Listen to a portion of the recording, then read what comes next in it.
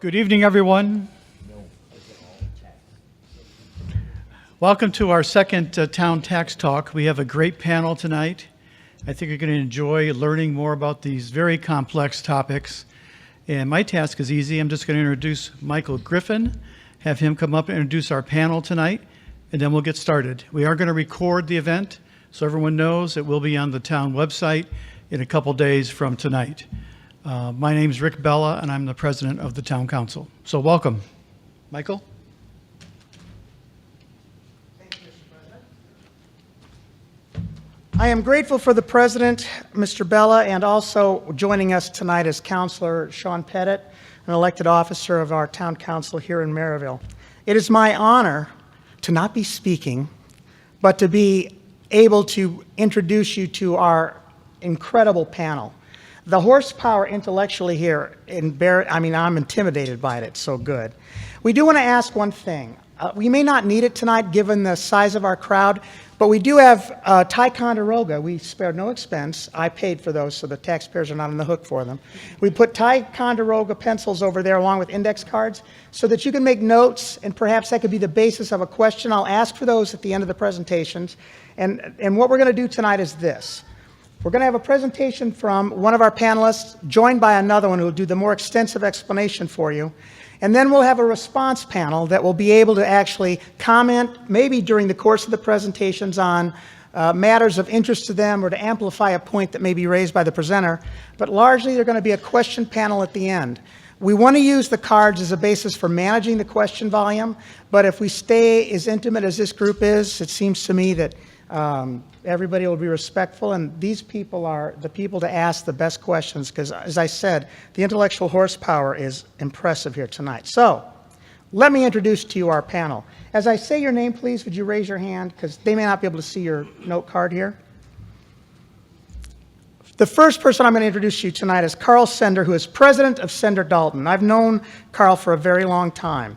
Not all of his 35 years of experience, but most of them.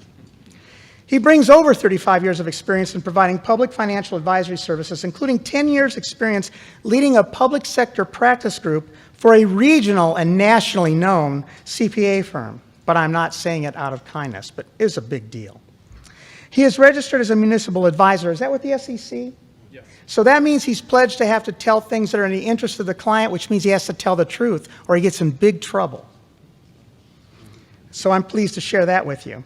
In addition, he possesses particular expertise in tax-exempt financings, budgeting, economic development projects, as well as municipal utilities. He earned his degree from Goshen College, and as a certified public accountant, he's also a member of the American Institute of Certified Public Accountants and a member of the Indiana CPA Society as well. He's a member of the National Association of Municipal Advisors, and he's also a member of the Valparaiso Community School Board, its Board of Trustees at the Calumet College of St. Joseph, and treasurer of New Creation Business Advocates, a men's center in Indiana. So he's not just a public finance intellectual, he loves his community and gives time there too. Thank you, Karl. We're very glad to have you here. Next, and the first presenter we'll have this evening is Stuart Spencer. Please raise your hand, Mr. Spencer. He's being shy. He is the Economic Development Director for the Northwest Indiana Forum. I'm old enough to remember when this was a concept that had been proposed by then Congressman Adam Benjamin. None of you are old enough to remember that. Maybe you. Maybe you. We named a park after him. He was a personal hero of mine. I actually was an intern of his, and I met a staff member. Perhaps you knew him. His name was Pete Visklosky. I was with him then, and I ended up working for him, and the rest is history. I arrived here. The Northwest Indiana Forum is what eventually evolved from the suggestion by Congressman Benjamin, and the idea was they would become essentially a consortium of industry and commerce to advocate for the economic development interests of Northwest Indiana.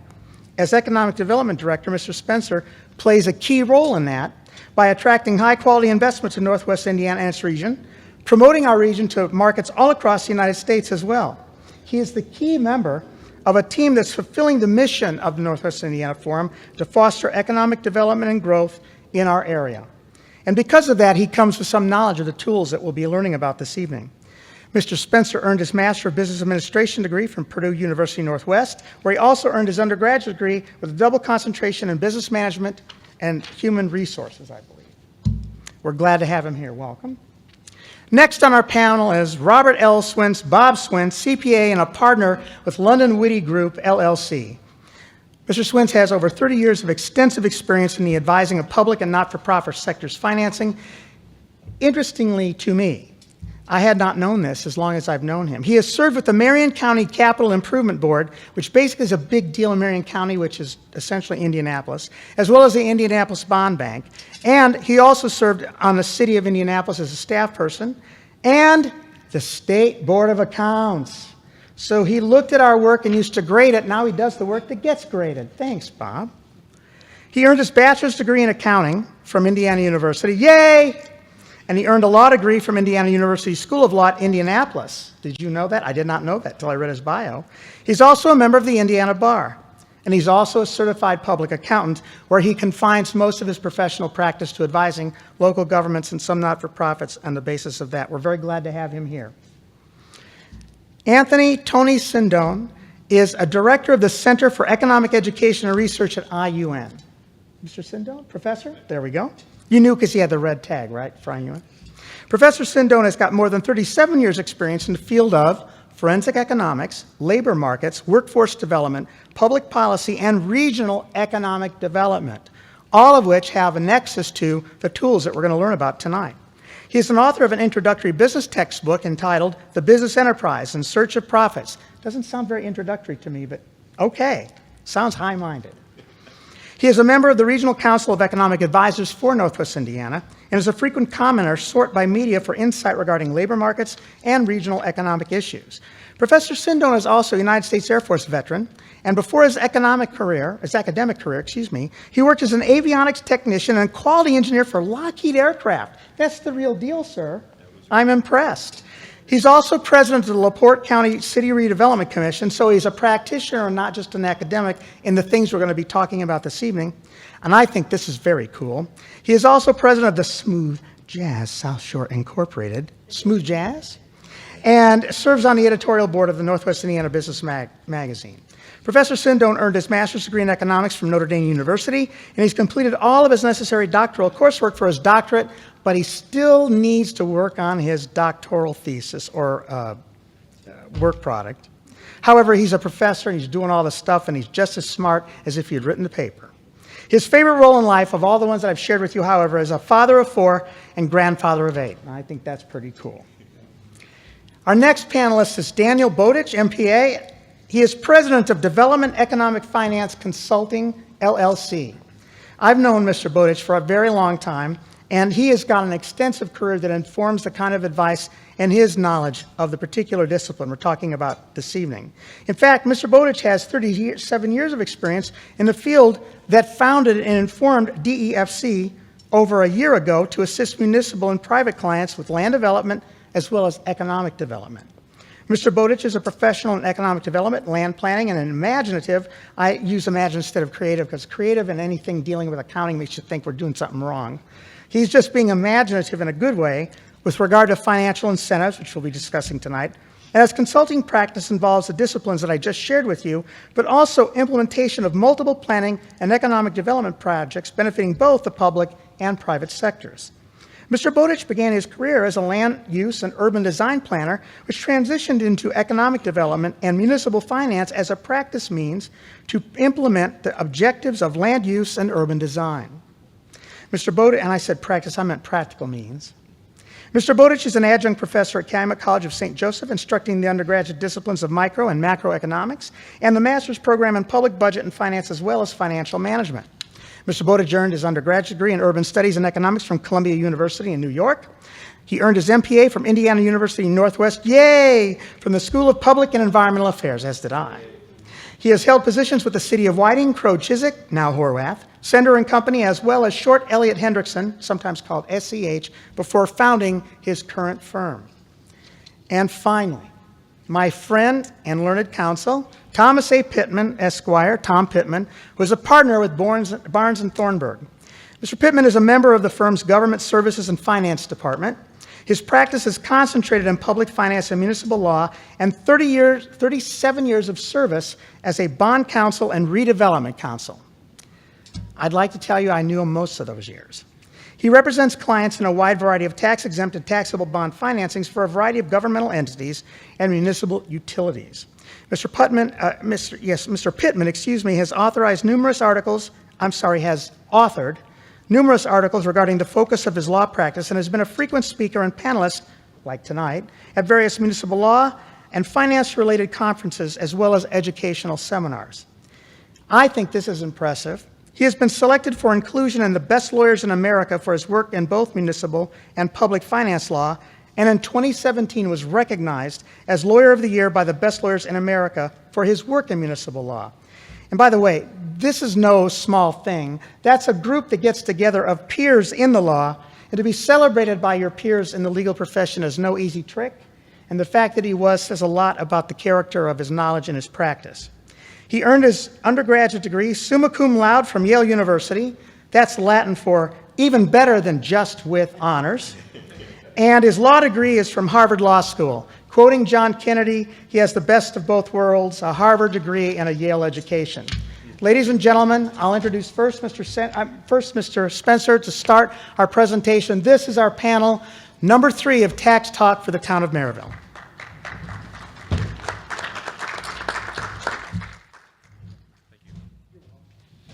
Awesome. Well, thank you so much for being engaged. Thank you to the town of Merrillville for having us this evening. There is a lot of brain power on this panel, so I've learned a lot from most of you already through my career and am early on. So we're going to talk a little bit tonight about Spencer Summers, Economic Development Director with the Northwest Indiana Forum. We're going to talk a little bit about what regional economic development is and what economic development is in Lake County as well as Merrillville. And then hear from these fine folks. So we'll be at a high level to start here, but allow them to really get in the numbers and talk about in and outs of tax abatement and TIF opportunities. So the Northwest Indiana Forum is a regional economic development organization. We cover 7 counties in Northwest Indiana, as you can see on the map here, and just under 900,000 individuals. We're the second largest area in the state by population and economy, and represent all these things, as you guys know: rail, steel, sand, connectivity, all major assets in Northwest Indiana, as well as our low cost of doing business state. So as the Northwest Indiana Forum, we have 3 critical roles in Northwest Indiana. We're the voice of Northwest Indiana business with over 150 member organizations. We worked with 2 registered lobbyists to work on the state and federal level, creating policies that are conducive to a positive business climate here in Northwest Indiana. We market Northwest Indiana as the place to do business, where I come in and spend around a third of my time outside of the state marketing our region to companies and brokers to attract them to land in Northwest Indiana. And then we stake out and drive bold initiatives that wouldn't take place. We're the chief cat herders of the Regional Economic Development Plan titled Ignite the Region, which brought together 500 stakeholders in 2018 to try to bring our region to the next level. And that laid the foundation for Ready 1.0 and 2.0, which attracted $95 million to the state to Northwest Indiana as a whole. And so, Mr. Spencer? Yes, sir. Please, could you say what Ready is? It's an acrostic. Yes. It is a long one, but Regional Economic Advancement and Development Initiative, spearheaded by the Holcomb administration, now carrying over into the Braun administration. It was $500 million on the onset for the first go-around, Ready 1.0. That was allocated to 17 regions across Indiana as a whole. Northwest Indiana received the top amount of $50 million. Ready 2.0, another $500 million allocation. Northwest Indiana received another top award, $45 million. And so those dollars are being invested right here in Northwest Indiana in over, I know Ready 1.0 says 42 projects, but in over 70 projects with a total economic impact, direct cash investment of $2.1 billion projected by the end of its life. So some of those investments are the Tolleson Opportunity Campus in Gary, Indiana. It's $30 million that brings healthcare and wellness and fitness all under one roof. Silos at Sanders Farm, which I'm sure you all see very often as you drive on 65, those massive buildings with that beautiful Amazon logo on it now. And so really, those investments help to pay for infrastructure and quality of place and opportunity in life in Northwest Indiana. Here's a quick breakdown, but we won't touch on it too much. We'll really want to talk about tonight is the value of economic development and the value of the tools that we have on the local level and the regional level to move these projects forward. Really economic development is pretty simple. We work with companies to bring them into our region, and that business attraction attracts investment in our region and job growth and opportunities. So at the end of the day, what we're trying to do is bring those high wage jobs to Northwest Indiana and give opportunities to the citizens that live here in the region. It expands our tax base. So for those of you that don't know, residential, based on the tax caps, residential is assessed at 1%. And so it sort of doesn't cover all the needs. There was a community in Lake County that did a study a couple years ago that for every dollar they collect on residential taxes, they have to expend $1.14 to provide all the services: police, fire, street service, all the things that we need to live well in Northwest Indiana. And so really you can see that shortfall. So the value of economic development and light industrial development and all these things that we see popping up all over Northwest Indiana is that is assessed at 3% taxable on the property tax. And so the opportunity there is that it goes above and beyond covering services and creating opportunities in the region, allowing the municipalities to invest in trails and better roads and sidewalks and all the things that we require as residents. They strengthen our community and, yes, sir.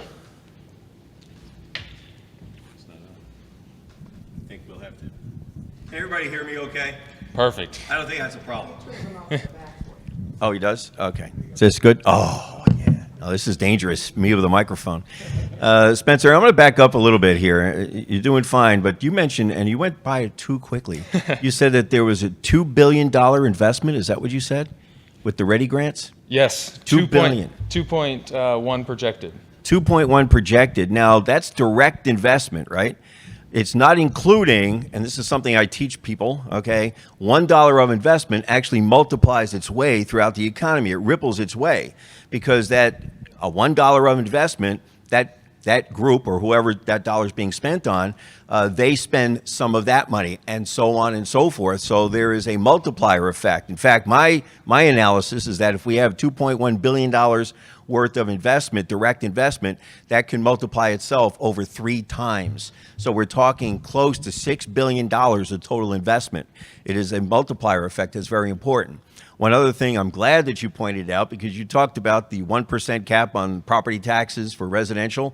It is essential that we do have a strong industrial and commercial base, because without that industrial and commercial base, the folks who live in those single-family homes, in those apartment buildings that enjoy the roads, I know the roads are full of potholes, I get that, right? But they enjoy the roads, they enjoy the amenities that we have in our region. We cannot finance that without having that business available to us.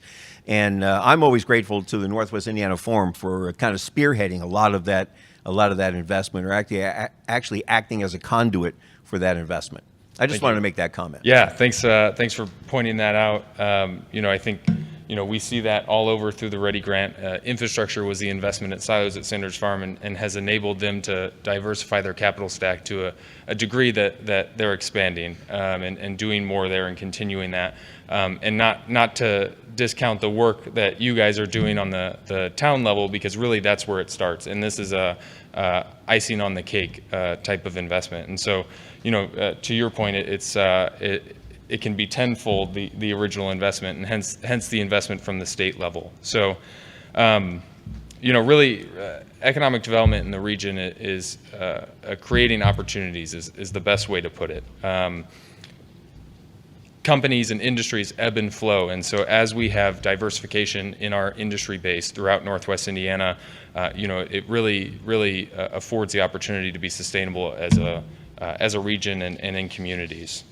So I brought a little map to showcase the wages across the United States, and this is a little bit dated, but when we talk about high wage jobs and great opportunities, taking into account that Indiana is 8%, has an 8% lower cost of living and consistently ranks in the highest of low-cost businesses doing business in the country, we're really looking at that $59,000 mark as an opportunity. And how do we continue to drive attraction in industries that are going to supersede that and evolve the opportunities for residents here in Northwest Indiana?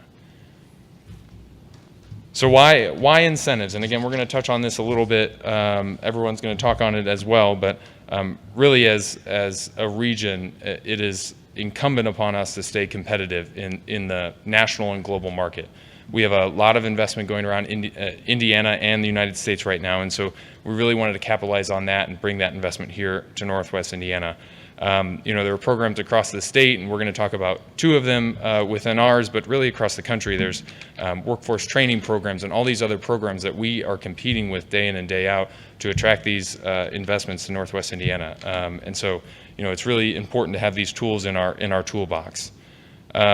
Really, it affords an opportunity to revitalize target areas and diversify the local economy, as we talked about, and attracts private investment to our region. So all great things that drives our economies and region forward. And, I appreciate you guys having me out today, and I'm excited to hear from you all, but we'll kick it. You going to come back up, or you want me to kick it to him? All right, awesome. Thank you.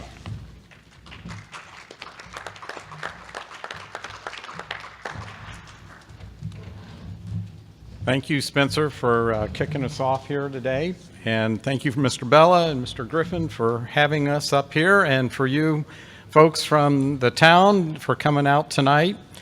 My talk is going to be primarily on some of the tax incentive tools on both tax increment finance as well as tax abatement. One of the fewer tools that the town has in order to attract new businesses coming in and investment into the town.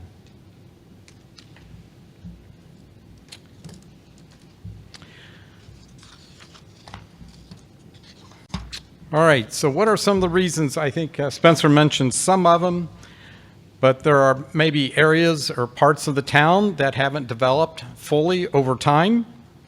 There are areas that may need infrastructure, including roads, sidewalks, utilities to fully develop. Companies are investing considerable amounts of money in buildings and equipment and need assistance in order to make the project viable.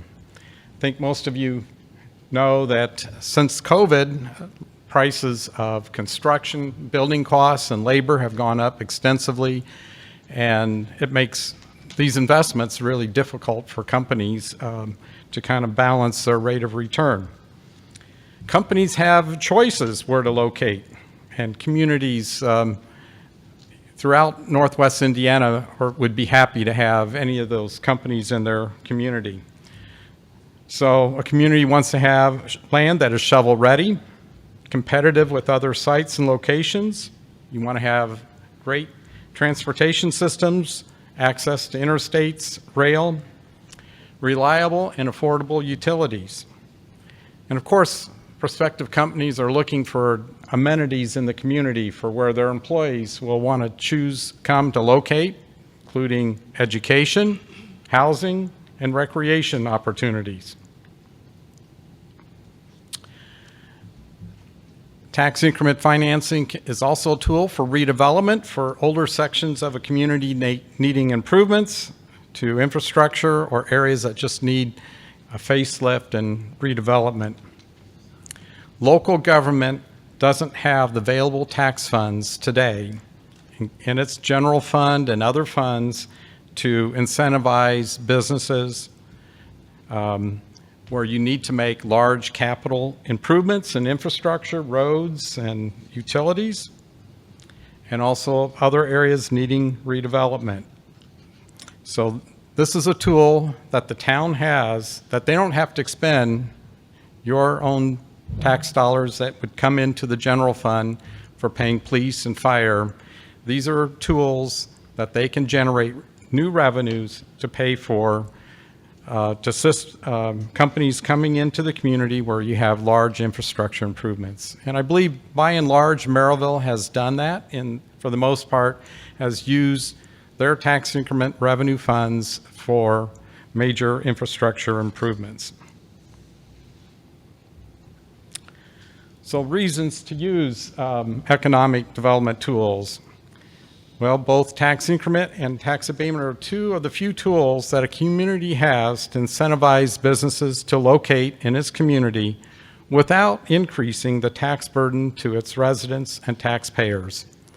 And we're going to walk through some examples, try to keep them fairly basic because you get into the actual numbers with the company and what TIF will generate, it can get to be rather complex. But we're going to try and do some basic calculations. So next we're going to just talk about how do you establish an allocation area. So you have the Redevelopment Commission, which Merrillville has one.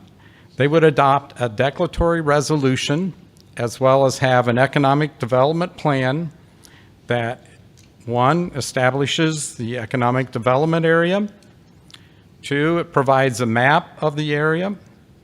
3, it indicates whether there's going to be an allocation area. This is for purposes of collecting the tax increment revenues on new growth, not on existing assessed value. I'll give the example. Let's say this table represents an area in the town that the commission is considering to establish an allocation area. So the assessed value, let's say the water bottles represent the existing buildings and structures in this new area. The property taxes generated by those bottles of water will continue to go to the county, to the schools, to the town, to the libraries, the township. They don't lose any of that revenue on what we call the base assessment plus times the tax rate. Whatever is collected continues to go to them. The individuals around the table, let's pretend they represent the new buildings that are created as a result of these tools that are being generated. You have new businesses locating. The increased value of these new buildings over the base, over the existing water bottle assessments, times the tax rate, those taxes generate is the tax increment revenue. Those are new revenues that come into the Redevelopment Commission, and we'll talk a little bit later about the purposes of those. So back to establishing, we have the declaratory resolution is going to indicate whether an allocation area is created, and then findings for the new economic development area and goals for the area. If the commission approves the declaratory, it next goes before the Plan Commission. And the Plan Commission would consider whether the economic development plan conforms to the town's comprehensive plan. And if it does, then it approves a resolution and the findings thereof. After that, the declaratory resolution and the Plan Commission findings go before the Town Council, and they have the ultimate approval to say, does this meet the town's comprehensive plan? And if it's approved, the next step is getting ready for a public hearing that all of you can come and speak whether you're in favor or not in favor of creating this economic development area. But first, a tax impact statement is sent to all the affected overlapping taxing units. So it'd be the schools, the town, the township, the library, the county, any special taxing districts that would explain, is there a tax impact to them? And if there is, what that would be. And that tax impact, and there's a notice, would have to be published in 10 days in advance of the public hearing. The RDC, the Redevelopment Commission, holds a public hearing on the declaratory and the economic development plan. Any interested persons can speak at the public hearing in favor, for, or against the plan. The Redevelopment Commission then considers the public input and whether the plan meets its desired goals. And if they so find that it does, then they will adopt the confirmatory resolution to officially create the economic development plan and the allocation area. There are a few other steps, but that's basically the final approval in order to create the plan or the economic development area and the allocation area, so that when new growth does come, the town's redevelopment commission will capture the new tax revenues from that growth.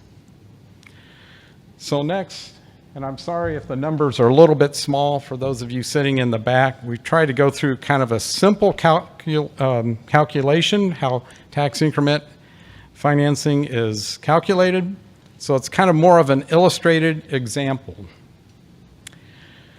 So year one, we call the base year. That's the year where all the water bottles, and let's just pretend that they generate $5 million of assessed value. And let's just also pretend the tax rate, the total tax rate for the town of Merrillville is $2. It's actually, this year is $2.32 per $100 of assessed value. So that's important. Remember, it's $2.32 per 100, but I'm trying to keep the calculation here in this example simple, so we're using a $2 rate. The yield to the overlapping units, the tax dollars, is still $100,000, and the incremental assessed value is 0. That's in year one. That's your base year from when it's established. No growth has occurred yet in the allocation area. So the redevelopment commission gets no additional revenues. The second year, and I call it year one of growth, basically, there's $1 million of new assessed value growth. So our total assessed value is $6 million. $1 million of that is for the redevelopment commission. The town, or all the overlapping units, will still collect $105 because the tax rate, again, I'm assuming the tax rate went up. It's $2.10. The redevelopment commission only collects on the new growth, assessed value on the new growth times the tax rate. So on $2.10 per 100 assessed value, it's $21,000 of revenue that comes into the redevelopment commission that they can use for both redevelopment and economic development purposes. Year 2, 3, and 4 continue the same lines.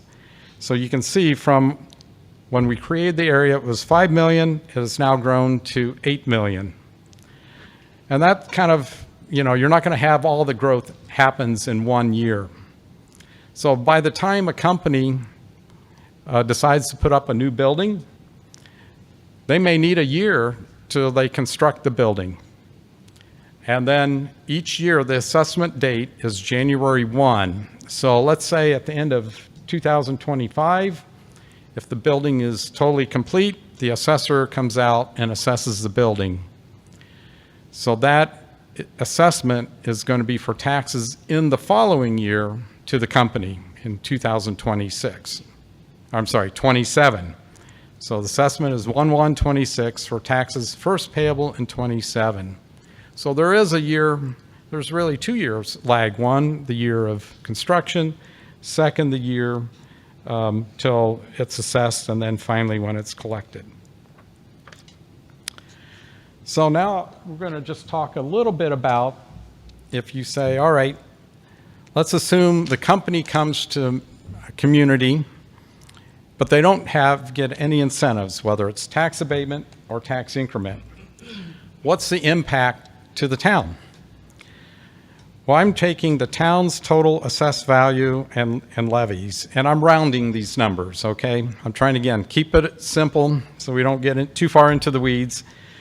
But the town's assessed value is approximately $2.5 billion, and the town and fire territory tax levy, not including, there's 2 funds I'm excluding, and that's the cumulative capital development and the Fire Territories Equipment Replacement Fund, which is kind of like a cumulative fund. And I'll explain in just a minute why. We're excluding those.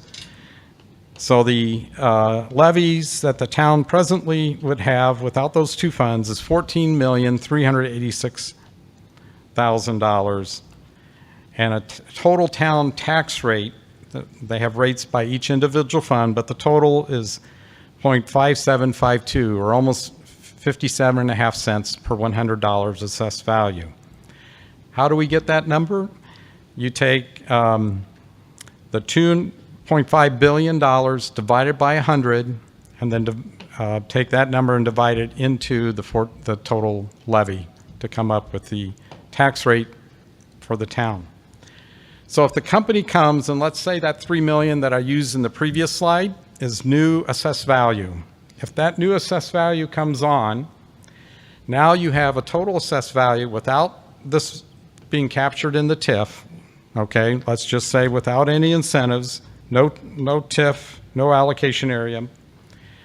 The assessed value would be $2,503 million. And the tax rate then, if you do the math, would be 0.5748. That would be a decrease in the tax rate of 0.0004 cents, okay? That's not a big impact. And so that's why we're saying, for most instances, there is not really an impact. And because of these tools, and we'll get into that a little bit further here, if the community doesn't offer either tax increment financing or tax abatement, and other communities do, they're not going to probably come and locate here because of the cost of capital or the infrastructures, the new roads that need to be put in. We call it the but-for test. So if it wasn't for these incentives, these companies wouldn't come here. So in the normal course, if we didn't have these tools, more than likely, we're not going to grow. We're not going to see new businesses. Companies are going to provide jobs for its citizens. Now, the reason we exclude the cumulative funds from the total levies is because their rates are what we call a fixed rate fund, meaning they do collect a bit of revenue from new assessed value. The town's 57.5 cents, those total fund rates for the general fund, for the street, local roads and streets, motor vehicle highway, parks, all those funds are basically, the levies are capped. They're a maximum levy fund that the state has set many, many years ago, probably going back to when the town was incorporated. But there's allowed growth it's a growth quotient that the Department of Local Government Finance allows, and it ranges in the small print about 3.5%, presently 3.5 to 4.5%. That basically covers inflation, cost of living. But that's not a lot of new, basically, money that the town gets in order to fund its operations. Those cumulative funds don't get that same pop. They only collect additional revenues if there's new assessments. And the next slide is going to show a potential tax impact, again, assuming a company is locating without any incentives. So again, we're showing the cum fund tax levies of $1,235,000 that the town currently can collect, and that, again, they don't always collect that because of the tax caps. The circuit breaker limits a little bit what the town does collect. But the rate for the cumulative fund rate is 0.0494, so almost 5 cents, and the fire equipment territory is about 3 cents. So again, the potential tax impact is there would be, the town could collect additional cumulative capital levy of about $1,500, and the territory is about $930. This is, again, assuming a company is going to locate here without any tax incentives.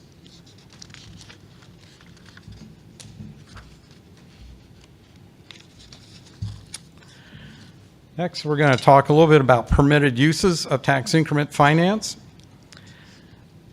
One, you can use it for pay-as-you-go projects. So the annual increment, the revenues that the Redevelopment Commission receives can be used for maybe street paving projects, or maybe there's a street reconstruction or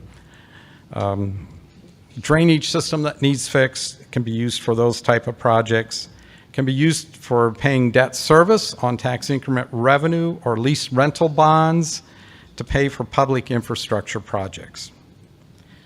You can also, the commission can pledge the use of tax increment to pay debt service on economic development revenue bonds to assist with economic development projects in the community.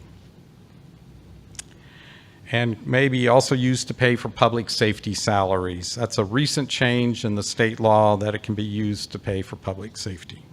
And also to provide educational grants, which I believe the Redevelopment Commission does pay an annual amount to the Merrillville community schools. Mr. Cender, would you allow me this, please? Sure. I'm thinking we should take a brief break, just a brief one. Even with the size of these, we'd like to be able to see the whole.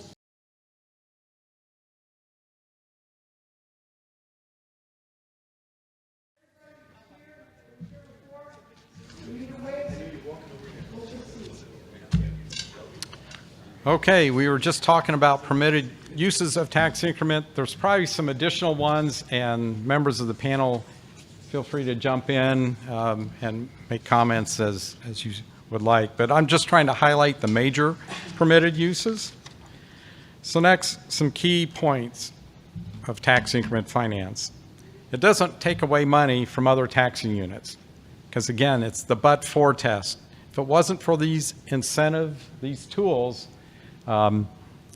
you would probably not have this kind of growth. You wouldn't have the new companies locating in your community just because the cost of capital that they would have to do for all these public infrastructure projects is cost prohibitive. Taxing unit levies are frozen typically, except for the annual allowed levy growth determined by the Department of Local Government Finance, and that ranges typically allowed to increase 3.5% to 4.5% range. The reason this is important is because people think that, hey, companies are paying new taxes. Those tax revenues aren't new revenues to the town, okay? They're new revenues to the Redevelopment Commission. Remember, the town's levy is fixed, except for these annual adjustments.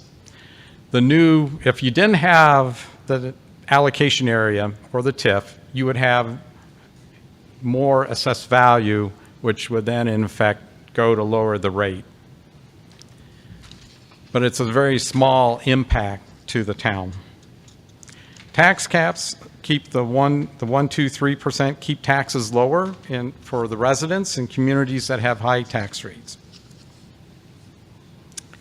Yes, there could potentially be additional revenues to the cumulative capital funds, but again, the but-for test, if it wasn't for these incentive tools, new development would not locate in these areas.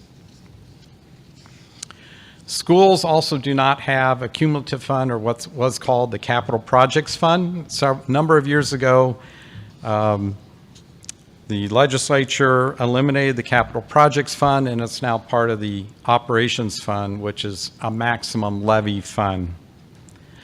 But the Merrillville Redevelopment Commission, again, as mentioned, does provide an annual education grant to the Merrillville schools. So talk briefly about economic revitalization deductions, also known as property tax abatements. Town typically grants somewhere between 7 and 10-year tax abatements on new real estate and business personal property projects. The abatement percentages on new real and personal property investments decline over a period of number of years. Abatement is granted. So I'm just giving you an example, and the town council sets how many years.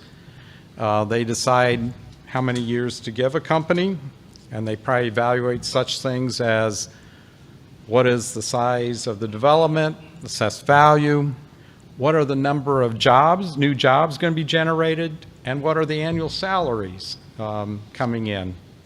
And I'm sure they also ask questions, well, what kind of industry is coming to the town to see is there any environmental concerns that they may have. That all goes into the mix in determining how many years tax abatement. So year one, if this is the schedule, and again, the council can do a mix of these percentages. Year 1, it's 100% abated. Year 2, in a normal schedule, is 95. For real estate, it's 95%, 80, 65, 50, so forth, till you get to year 10, it's 5%. Again, similar to tax increment finance. Oh, sorry. Next slide is just kind of, and these are really small numbers. I apologize, but Mr. Griffin asked us to kind of go through what is the calculation, and we did this rather quickly to say what is the estimated taxes without tax abatement, and then show what is the deduction. I guess we have here shows the assessed value deduction. So 100%, we go to 95, all the way down to 5% in year 10. And so this shows the net taxes, and then the anticipated taxes due after the abatement starts, what we call rolling off. We're almost to the end, and then we'll open it up to the panel and your questions. Similar to tax increment financing, property tax abatements do not take away dollars from other taxing units, just as we mentioned earlier on the TIF. Tax abatement typically provides a shorter term incentive to a company who's investing a large amount of funds in real and personal property. Companies desiring tax abatements must apply to the town's economic development director, and if determined eligible for tax abatement, go before the town council, who considers the term and conditions of the tax abatement and then would vote on final approval. With that, I think that concludes. I welcome panel. Any follow-up you want to mention?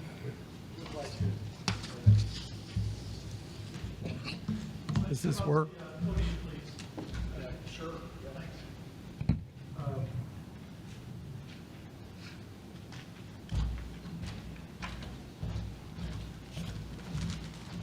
Just a few general observations. You know, back in the 1850s, and I was not around then, but there was a little town in Indiana called the town of Bethlehem. And the town leaders were visionary and really wanted to make their place a special place. Now, that's a long time ago, and change occurs very slowly in the evolution of cities and towns. But eventually, that town changed its name to the city of Carmel, Indiana. Now, it took generations to do this sort of thing. It's hard to it's hard to see trends and changes over time. But I've been in the business long enough to know that I can guarantee you 50 years from now, the mix and quality of cities and towns in Indiana will be very different from what it is now. There was a time in Indiana's history when Fort Wayne was a much more important and prominent city than Indianapolis was. So the observation I would make is that the future of the town really depends very heavily on the judgment of its leadership. Now, it's sometimes tempting for especially communities to think, well, let's just tighten the belt and let's not spend any money. The fact of the matter is, communities simply must invest in themselves. The question is, how should opportunities be assessed? And that's principally the job, of course, in the first instance, as far as redevelopment goes, of the Redevelopment Commission itself. They will make judgments that will be felt 50 years from now. They may not be alive to see them, but what your leadership is doing really does matter. And the quickest, and I've worked with cities and towns that don't invest in themselves, and they don't go good places. They're the ones that are big now and will become smaller and less significant later. So I wanted to offer that observation, and because of its importance. We talk about investing in yourself. Spencer talked about a lot of this grant money out there, ready grant money, pot of money divided among, is it 17 different areas where a particular body is granted the money, and then it's their job to figure out which projects they're going to subsidize with that money. So people have to apply to get a piece of that action. But it's important to keep in mind that a community that isn't investing at the same time isn't going to get a dime of that money. The various programs that the state offers all require the local government to have skin in the game. And so there aren't any grants out there with no strings attached, none. Because the state government obviously wants to know that if they're going to take a chance on you, they'd kind of like you to see you take a chance on yourself as well. I wanted to, if I could also sort of tease out some of the concepts that have been raised. We talk a lot about tax caps, and you hear references to 1% tax caps, 2% tax caps, and 3% tax caps. I want to elaborate a little more on what exactly that means. Governor Mitch Daniels wanted to put limits on the ability of local governments to tax their citizens. So the Constitution was amended and state law was changed as follows. All taxable property in Indiana, all of it, is divided into one of three classes. The first class is called 1% property, and 1% property is property that is homestead property. Now let's talk about what is a homestead. I'll tell you what a homestead is. If you own more than one house, the homestead is the one you live in. So most people only have a homestead property. If you have two properties, you're not treated as a homestead property on that second one. So the 1% property, homestead property. 2% property, and I'll explain what these percentages mean here in a second, consist of farmland, long-term care facilities, and so-called residential non-homestead residences, those second houses. They're in the 2% category. And the 3% category is commercial business type assets, businesses. They're in the 3% category. Now, here's the way it works in practice, okay? When the various taxing units that tax you come up with their taxing rate applicable to where you live, they don't necessarily coordinate at all, so they all kind of independently do their budgets, and a tax rate gets calculated. But if the combination of those rates, when applied to your house, let's say your house is valued at $100,000. I still remember when that was a lot of money. Say your house is valued at $100,000. Let's suppose that in the pre-tax cap era, the county government sends you a bill or calculates that your bill will be $1,500. Well, under the tax caps, what happens is after the calculation of how much tax you owe is made, if the amount that would be proposed to be taxed to you is more than 1% of the value, that is $1,000, where they would like to send a bill for $1,500, what happens to that extra $500? You just don't have to pay it. That's what happens.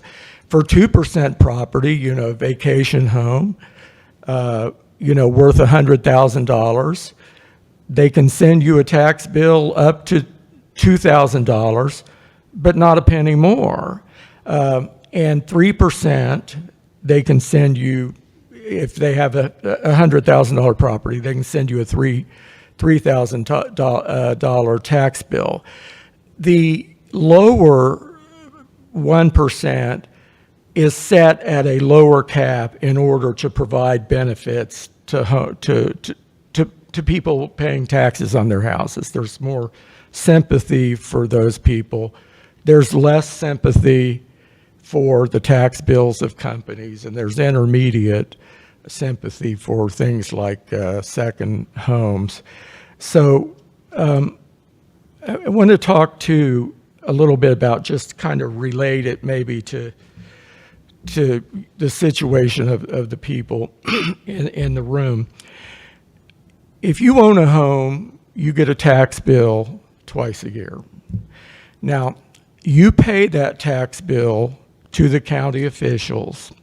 What do they do with that money? They take that money and they divide it into a pie chart of recipients.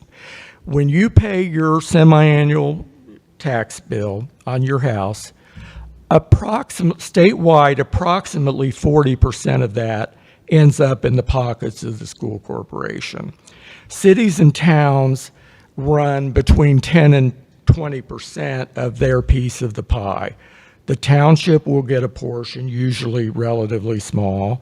The library district will get a portion, and the county unit will get a portion. So that's how the pie chart works. Now, and just to kind of tease out a little bit the concept of TIF, let's suppose that you have a town, Merrillville, and there's an area, a few blocks area in the town that has a company worth $100,000 on it, that's valued at $100,000. So what happens when that company pays its tax bill? Well, exactly what we just talked about. Those tax payments get divided up among those pie charts of recipients. Now, let's suppose this small area in the town has that existing building on it, that $100,000 company. A few years pass and the town decides to turn the area where that company is into a TIF district, following the procedures that Karl laid out. Now, let's fast forward and say 2 years after those procedures are taken to create that TIF district, another company comes in to that area, brand new company. So what happens then in practice? What happens, and there are lots of footnotes and grace notes to this, but essentially what happens is when that first company pays its taxes, those taxes continue to be divided up among that pie chart. And that's true of anything that was there before that TIF district got created. But for company number 2 that came in after the creation of the TIF district, their taxes paid don't go to the pie chart of recipients. They go instead to the Redevelopment Commission that must use its judgment to determine how to best use that money to incentivize development. And it is a fine art, and it's one that, you have very seasoned people, and you're very fortunate to do. I have to say, it's humbling to be on Michael's panel because he is truly a giant in public finance, and the town is very lucky to have him. Had to get that in. He knows probably more than anybody, maybe, certainly one of the top few in the state. So he has tons of experience. The redevelopment commission does, the town council does.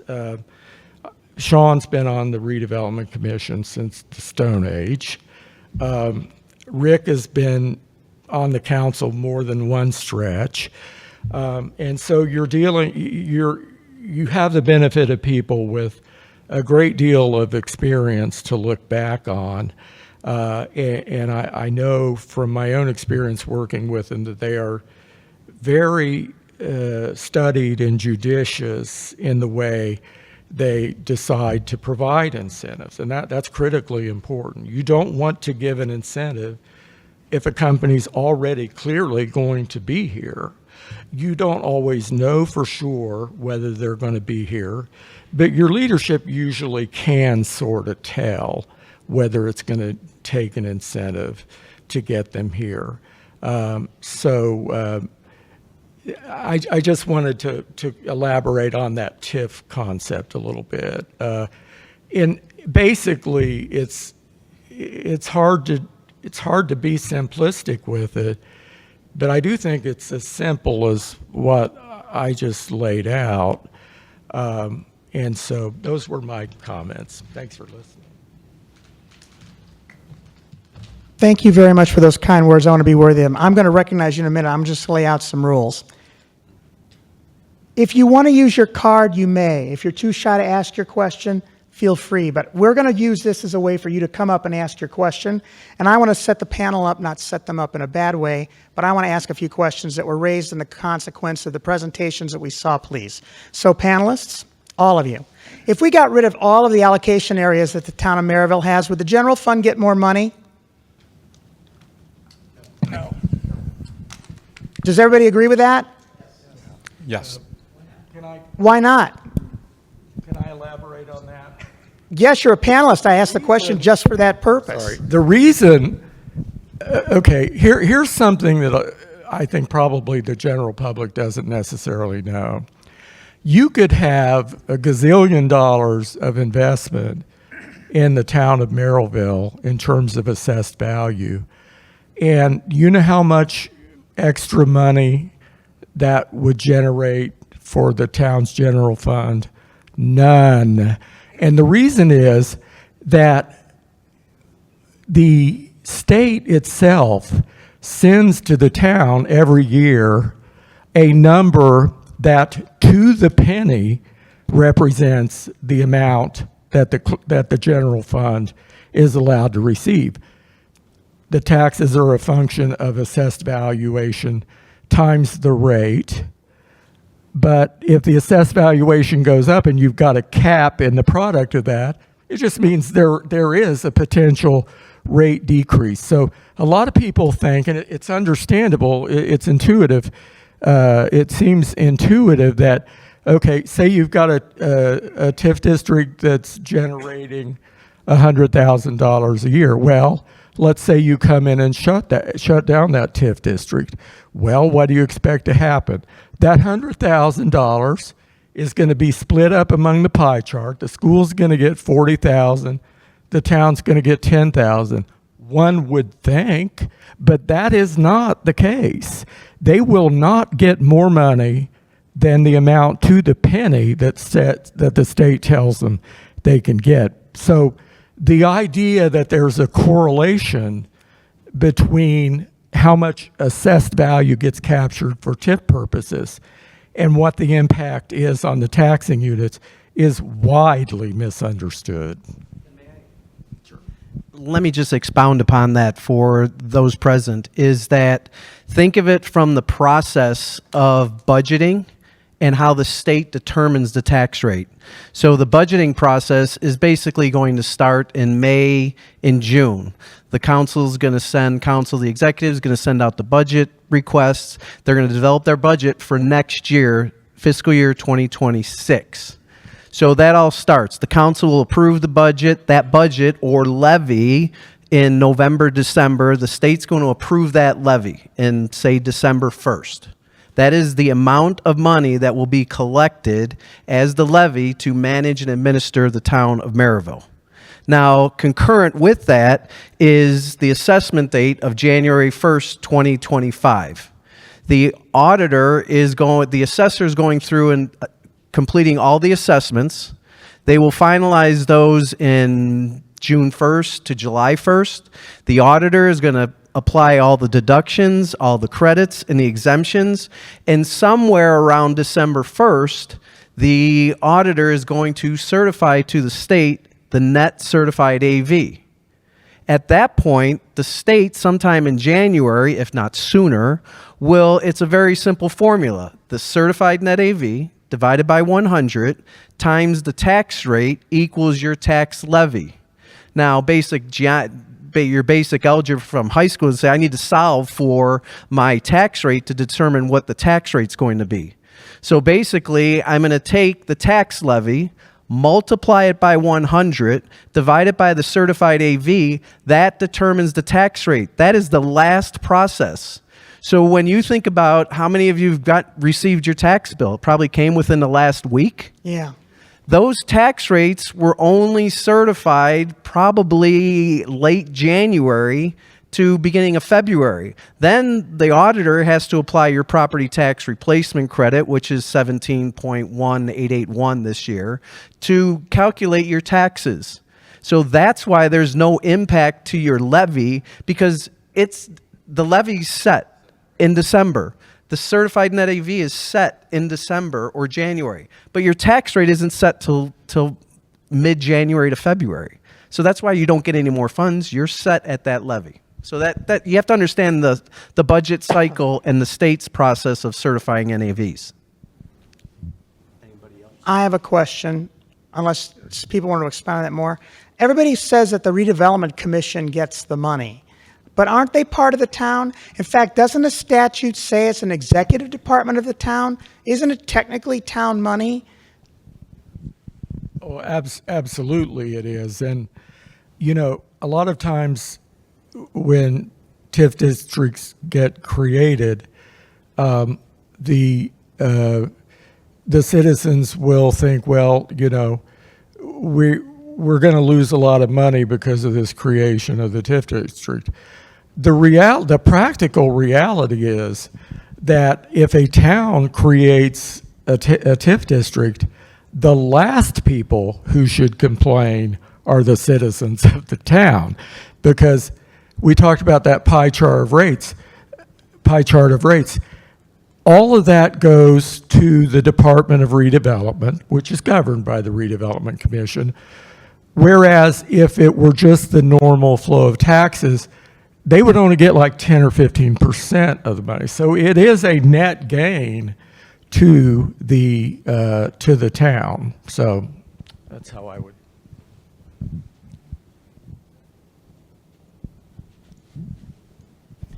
Okay, as a former chair of a redevelopment commission in the city of LaPorte, I can tell you that yes, redevelopment commission is part of the city. However, our charter is separate from the general fund of the city. Our job is to actually develop the city, bring in, there's three things that we're looking at, right? We're looking at recruitment, expansion, and retention of different companies and different firms. Now, it's a really good question, Michael, because, you know, a lot of people have a misconception that, well, if it's part of the city, why can't the city just you know, use that money? Okay, well, yeah, I guess that's a fair question. But the thing is, by statute, the Redevelopment Commission can only use the money for certain things. We would, you know, I once suggested that we use it for other things, and I was shut down. So here's the thing. Here's a question I have. I have a question for everybody in the audience, okay? How many of you like paying taxes? You like paying taxes? Wow. Okay, why? Because I fund my police officers. Ah, there we go. Community safe, and I protect with my firefighters.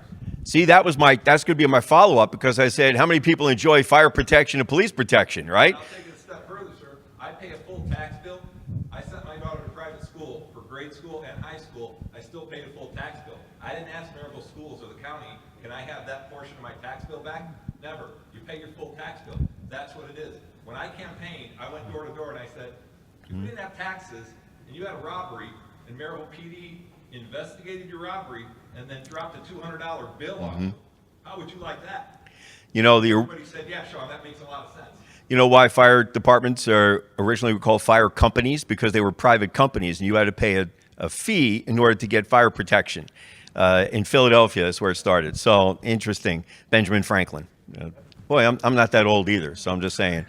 But my point is, people generally, in general, you're an exception, don't really like to pay taxes. I like to pay taxes for the same reasons. I want to have a community that is safe for my kids and grandchildren. I want to have a community that has amenities that otherwise wouldn't exist, right? Nice parks, nice green areas. We can't do that without funding of some kind.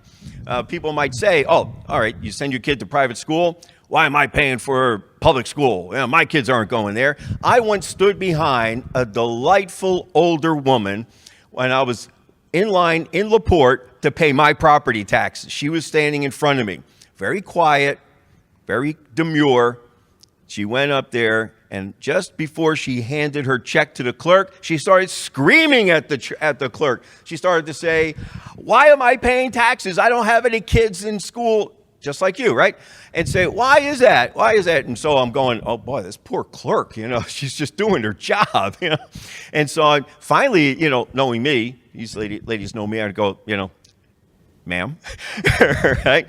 So I tried to explain to her, I said, have you ever been helped by somebody who can read? Have you ever been assisted by somebody who was a product of the public schools? Well, yeah. I said, well, this is where your taxes are going. My taxes, your taxes are going right there, and we're all enjoying a better quality of life because of it. And then she said, well, I see your point, but it's still too high. That's kind of what, you know, she did. But the reason that I'm even speaking right now and asking that question, because too often people have a misconception of what redevelopment commissions do, where their taxes are going. By the way, most of the time, from my experience, when you have the tax increment revenue coming in, it is often used to pay bonds that are issued by the redevelopment commission. And bonds can be sold in the open marketplace. It's a municipal bond, okay? And that is used, the revenue there, or the monies from that, are used to build infrastructure to incentivize the companies. Too many people think that the money is going into the company's pockets, and they're not. They're going into moving utilities and moving sewer lines and power lines and things of that nature. And so that's where, and that's why I had to speak up in this case, because people say, where are my taxes going? The taxes are going for a better quality of life in your community. So, you know, I'll get off my soapbox now, but thank you very much for your attention. No, I love that. In fact, it reminds me of a story I tell. Ever since my uncle's been dead, we don't have anybody in prison now, but I still pay for them because I see the social value. And nobody told me to pay more when my uncle was a guest, so there it is. There it is. But I do have a question to the panel, that particularly those who give advice to the leadership in Merrillville, not including me. How did we do roads in Merrillville? You have 188 miles of roads as of the 2023 inventory that's filed with the Indiana Department of Transportation, because they inventory our roads. And I were told by the town street department director that it's roughly about $225 a mile just to pave. That's to resurface, to do the collection of the surface, then regen it, and then put down new pavement. How have we been able to do that in Merrillville? How much did you say you pay? It's about $225,000 a mile. What did I say, $225? Whoops, I meant $225,000. That's why everybody's moving here, because our roads are so cheap to maintain. That was my mistake. Well, Michael, we've primarily done it through the issuance of debt. I think, John, for the last 10 years, we've been on a program where we've identified what streets need to be repaved, resurfaced, repaired, and done it through the issuance of short-term either general obligations, or recently we have used TIF to pay those bonds. Haven't we used that also for some of the bigger roads that are in the areas that are named for them, like Mississippi Street allocation area? It's named that because it was primarily to do upgrades there, was it not? That's where it all started back in the 90s. The first allocation area was created to do Mississippi Street. Plus, Yeah, your Merrillville Road. community crossing grant is available also from the Yeah, state. but we that get you that, mentioned. we have to match that. You have to match that, but if you have a capital improvement plan, so here's where the land use translates into the financing. If you have a capital improvement plan that applies and you do a PASER report, which is a pavement, asphalt, surface evaluation report, PASER, you have that done, it will identify which roads need to be replaced in how many years. So for the audience's understanding, if you pave a road today, it generally has a life of 14 years. So if you put that in, now that's in general. Now, depending on the weight or the trucks or whatever's going over it. So if you do it this year, in theory, in 14 years, you shouldn't have to do that. So if you identify which roads need the most need mostly to be resurfaced in which year, that helps, identify when you need to issue a bond or an obligation or leverage that with redevelopment funds in an allocation area or support a community crossings grant. So it's that community improvement plan for resurfacing that's important, as well as understanding the PASER. The maximum we could have would be a $2 million project, because up to $1 million basically, although they did give that a higher number recently. And we'd have to match that dollar for dollar to get the full $1 million. So at $2 million, we could only do 8 miles of roads based on that formula. We have 188 of them. So we have to do it some other way, I thought. That was good to know. I don't want to interfere if you were going to comment on that. I was going to comment, it's sort of looking at it from a different perspective. If you didn't have TIF as a source, how would you have paid for all those roads? You wouldn't have. You would not have had any money to pay for those roads. So you need to look at it from that perspective too. It's not just helpful, it's absolutely essential. So that's what I want. Right. So think of tax increment financing and TIF as a means for long-term obligations or pay-as-you-go over a 20-year period as a cash flow potential from the Redevelopment Commission as a distribution of tax increment over the 25-year period life of the allocation area. Tax abatement is more of a 10-year deduction of assessed value that translates to a tax savings to the company. So actually, you might look at it and say a 10-year deduction, year one, they might get $300,000 of AV deducted. That translates into $30,000 of savings. Well, in year 10, they're only getting 5% or say maybe $15,000 in deduction, which is very little. So what's the net present value of that money that they're saving going out 10 years? Not much, but you'd be better off if you could capturing that assessed value, use it as the redevelopment commission in order to reinvest in your community because, again, the land use improvements. You put in a 300,000 square foot warehouse facility that's going to have 150 employees on a 2-lane road on Mississippi, for example, and then you multiply that by 5 more warehouses. Go ask Hobart where Menards is. They had to put in a whole new roundabout, widen the road. Who paid for that?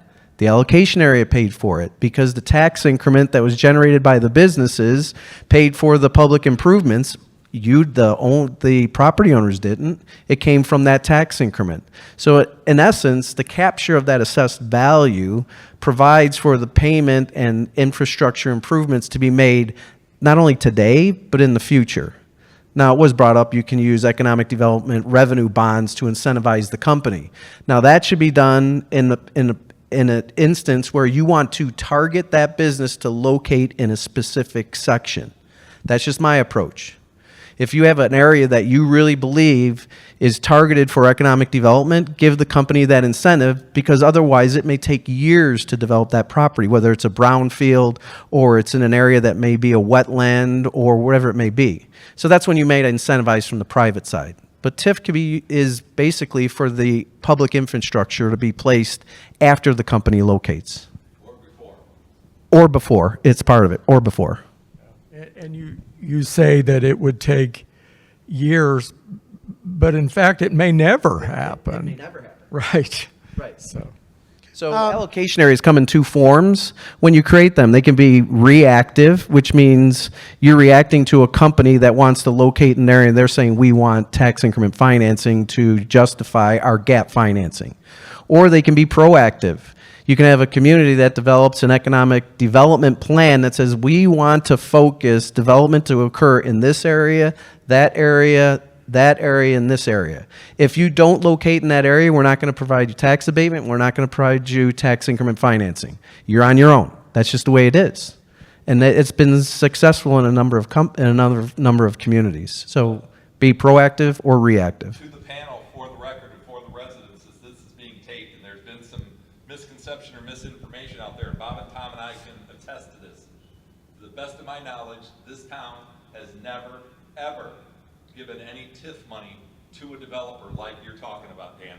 We have used it specifically for Merrillville Road widening, for the entire Mississippi Street corridor, for 93rd Avenue. We've never given it back to any of those developers, so they are always after the fact. Again, I use the story of the Field of Dreams. If you build it, they will come. We widened Mississippi Street from 93rd to 101st Avenue. We have a 1 million square foot Amazon facility after the road was widened. When they saw that widening, they bought the farm, and they made their investment. From prior investments that occurred and the accumulation of tax increment. Right. Exactly. And that's the Any one of proper the use residents- of TIF. Do any of the residents here want to come to the microphone and offer their question, or I could walk it to you? If you're shy and you want me to read your question on the card, I'd be happy to do that too. Please.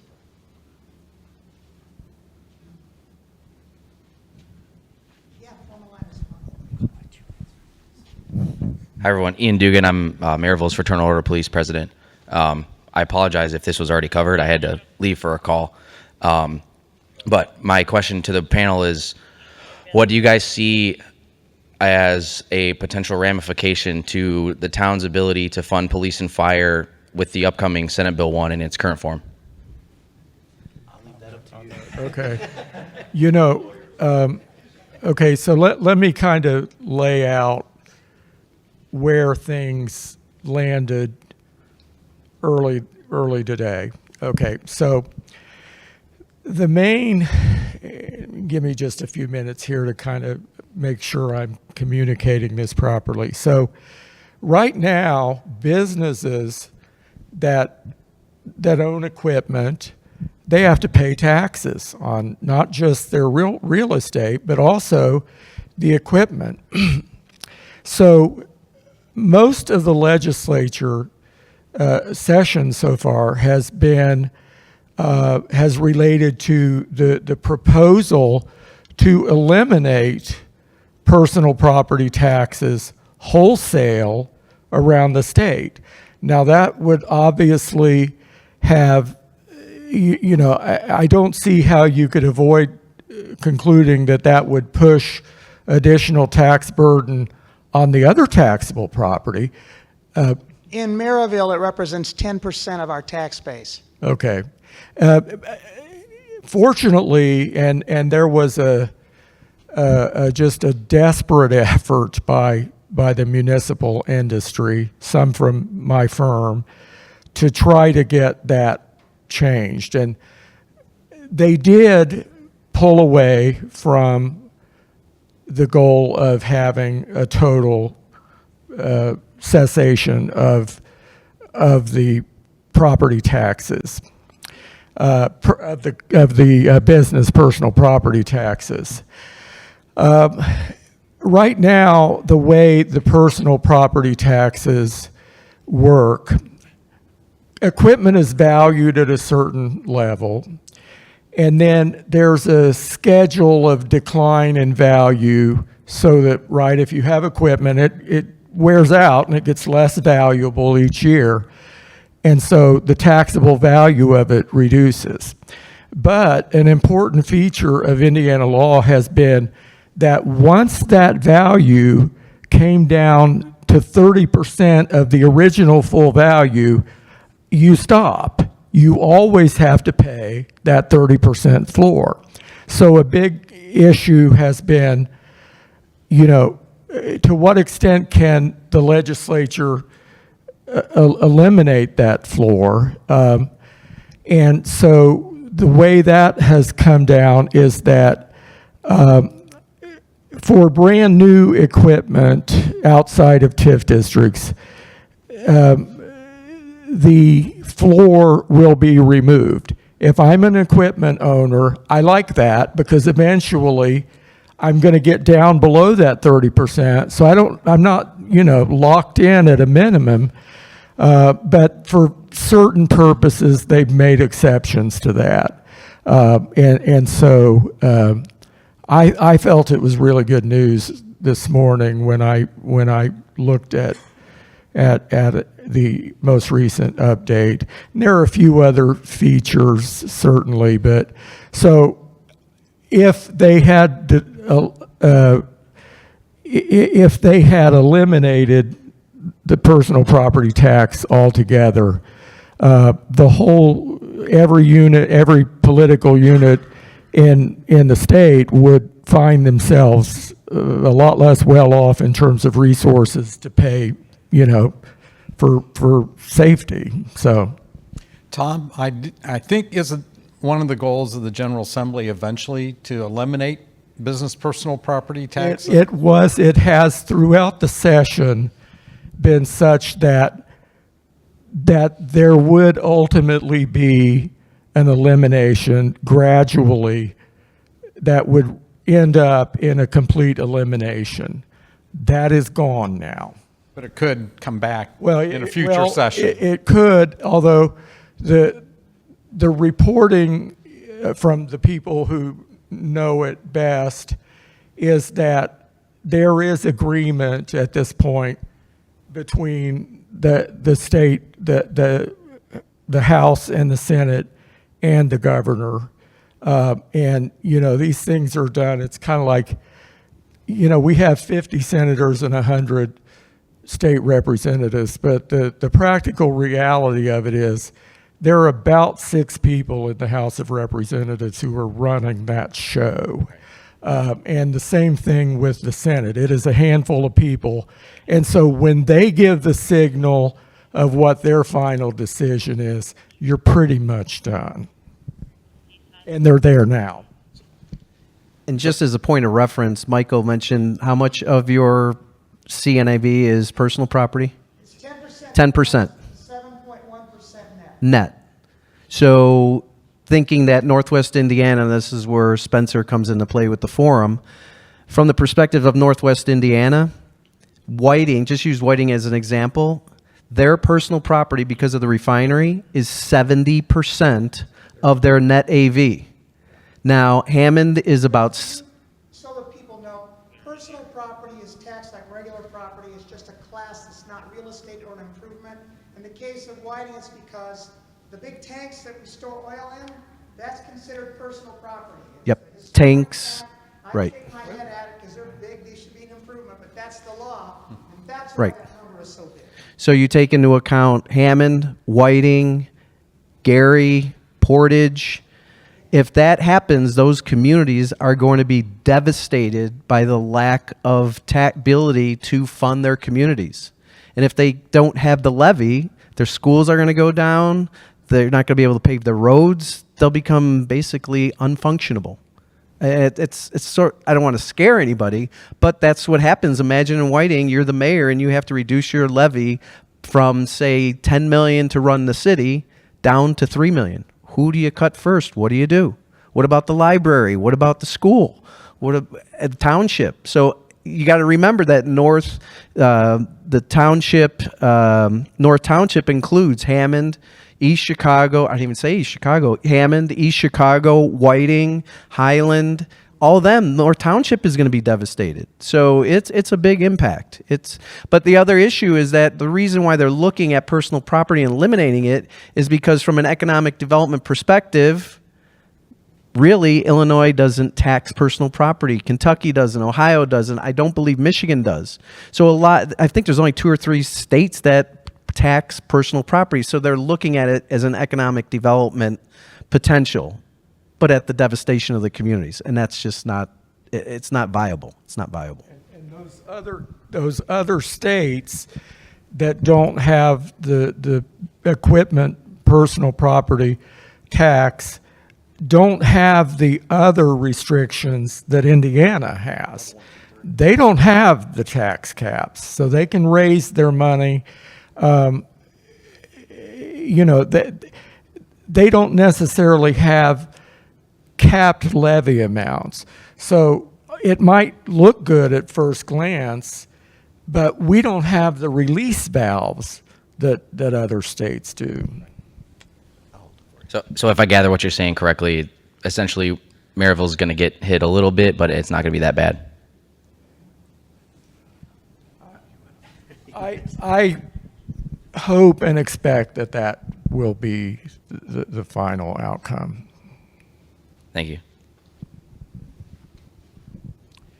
That's as of this morning. Yesterday, I would not have said that. Wait until the bill is actually passed.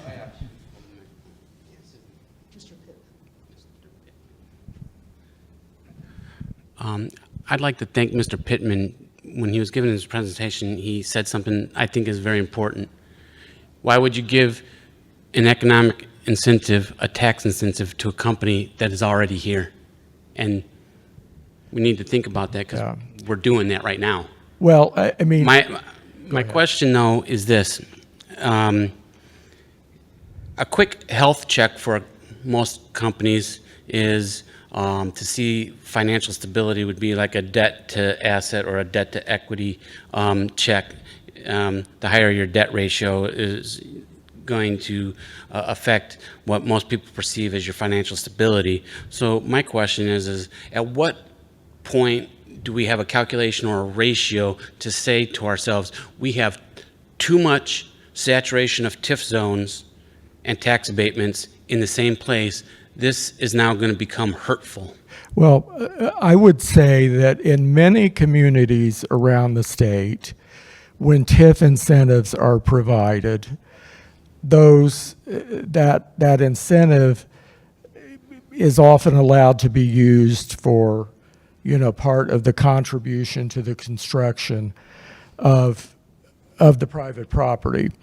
Merrillville has always taken the position that if money from TIF is to be spent, then the resulting expenditure must result in something that the town of Merrillville owns. So the TIF money is all being used to pay things that Merrillville's public essentially owns. Merrillville is different from many communities in that sense. Now, when you talk about when it becomes a saturation, it is so fact specific. It is certainly an important limit when you require that it be spent just on public infrastructure. That's a major check right there. Beyond that, you can't necessarily predict what what is going to be important to do. And, like we were saying, you have to do the roads. It used to be the case in Indiana that there were not these property tax caps, but local government now is severely restricted in how it can raise funds to pay for this public infrastructure. That makes TIF absolutely essential. And so that's, I hope that's somewhat responsive. I guess my thing is most kids would eat ice cream every day for every meal if we allowed them to. But at one point, that's going to become a problem for them because it's not healthy. My question is if TIF zones are magical and are always beneficial, why don't we just make the entire town a TIF zone? And there are places that... So my question is where's the balance point, and how do you know if you're overusing a particular tool? I think that it ties into assessing each particular project. Nobody wants to build roads to nowhere, so is the infrastructure essential? Keep in mind too that, when companies invest, even though there's a TIF incentive for the public infrastructure, a big company that comes to town is going to bring in people who have to pay income tax on their income earned from that job. Restaurants pop up around it. Housing becomes needed. So there's a lot of spin-off that people don't take into account when they're looking at the value of the roads. A road isn't just valued because it's a road. Its value comes into play by companies that will now build and provide jobs that would not come if that road weren't there. So it's not as easy as saying what percentage should you have. There are towns, many towns in Indiana, that do have TIF districts in the majority of the town. There was a county when TIF first started getting started in Indiana, in northwest Indiana, but it wasn't Lake County, that declared the entire county a TIF district. Now that got challenged, and the only thing that the tax court said was, we're not going to say how much is too much, but we're quite sure that the whole county is too much. So if the tool is used, if you're making investments that kick back twice the value, is there a point at which you ought to stop making the investment? Well, if you're getting twice the value back, somebody could argue that the problem you might have is not taking advantage of opportunities. So to view it as kind of a percentage, I understand intuitively that can make sense. But I think that as I said, the thing that gets lost is all of the spin-off that occurs that never gets really talked about as one of the benefits of a TIF district.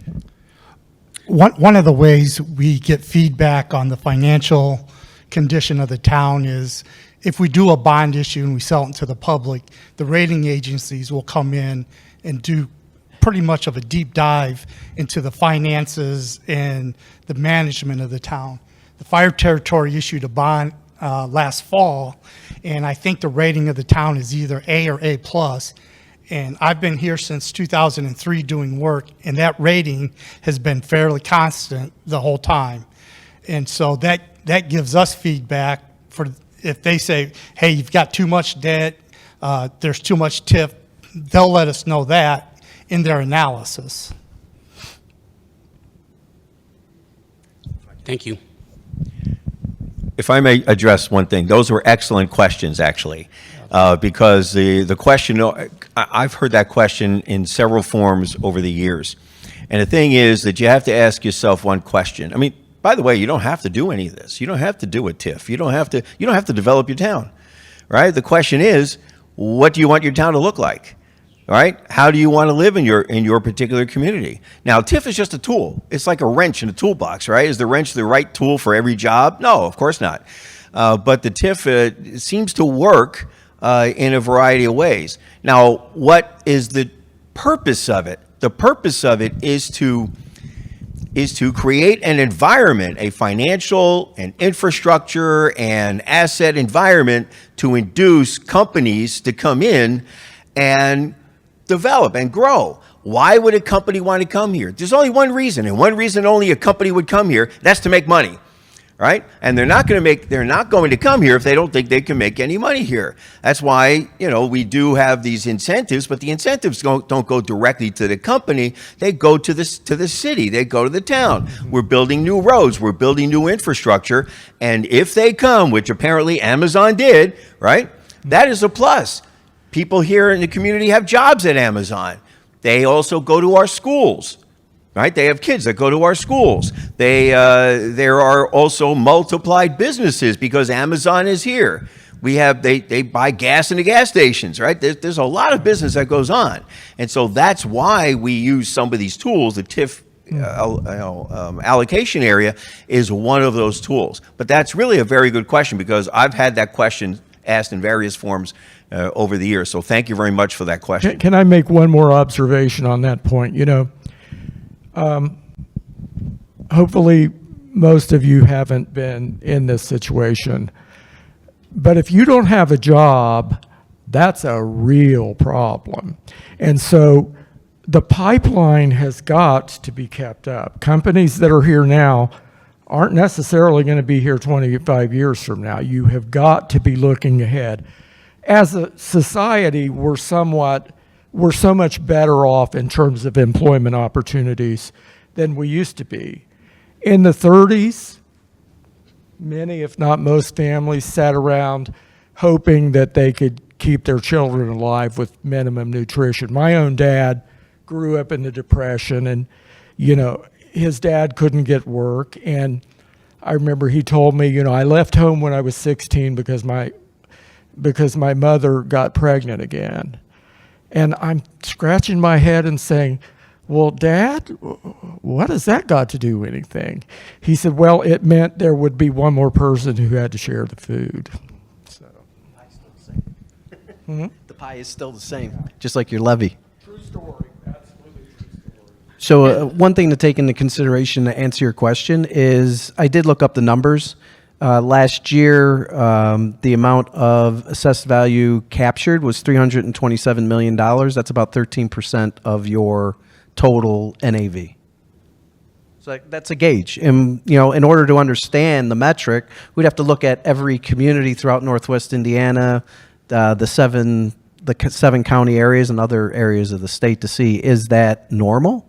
Is that more? Is it less? I don't know. Another thing, and Brian and I have talked quite often, we know each other very well. And the other thing that we need to keep in mind is, number one, the zoning of property in Merrillville. These companies are going to be coming into the M1, and some of those Ameriplexes crossroads that have a PUD or CSI, that's where they're going to locate. Right.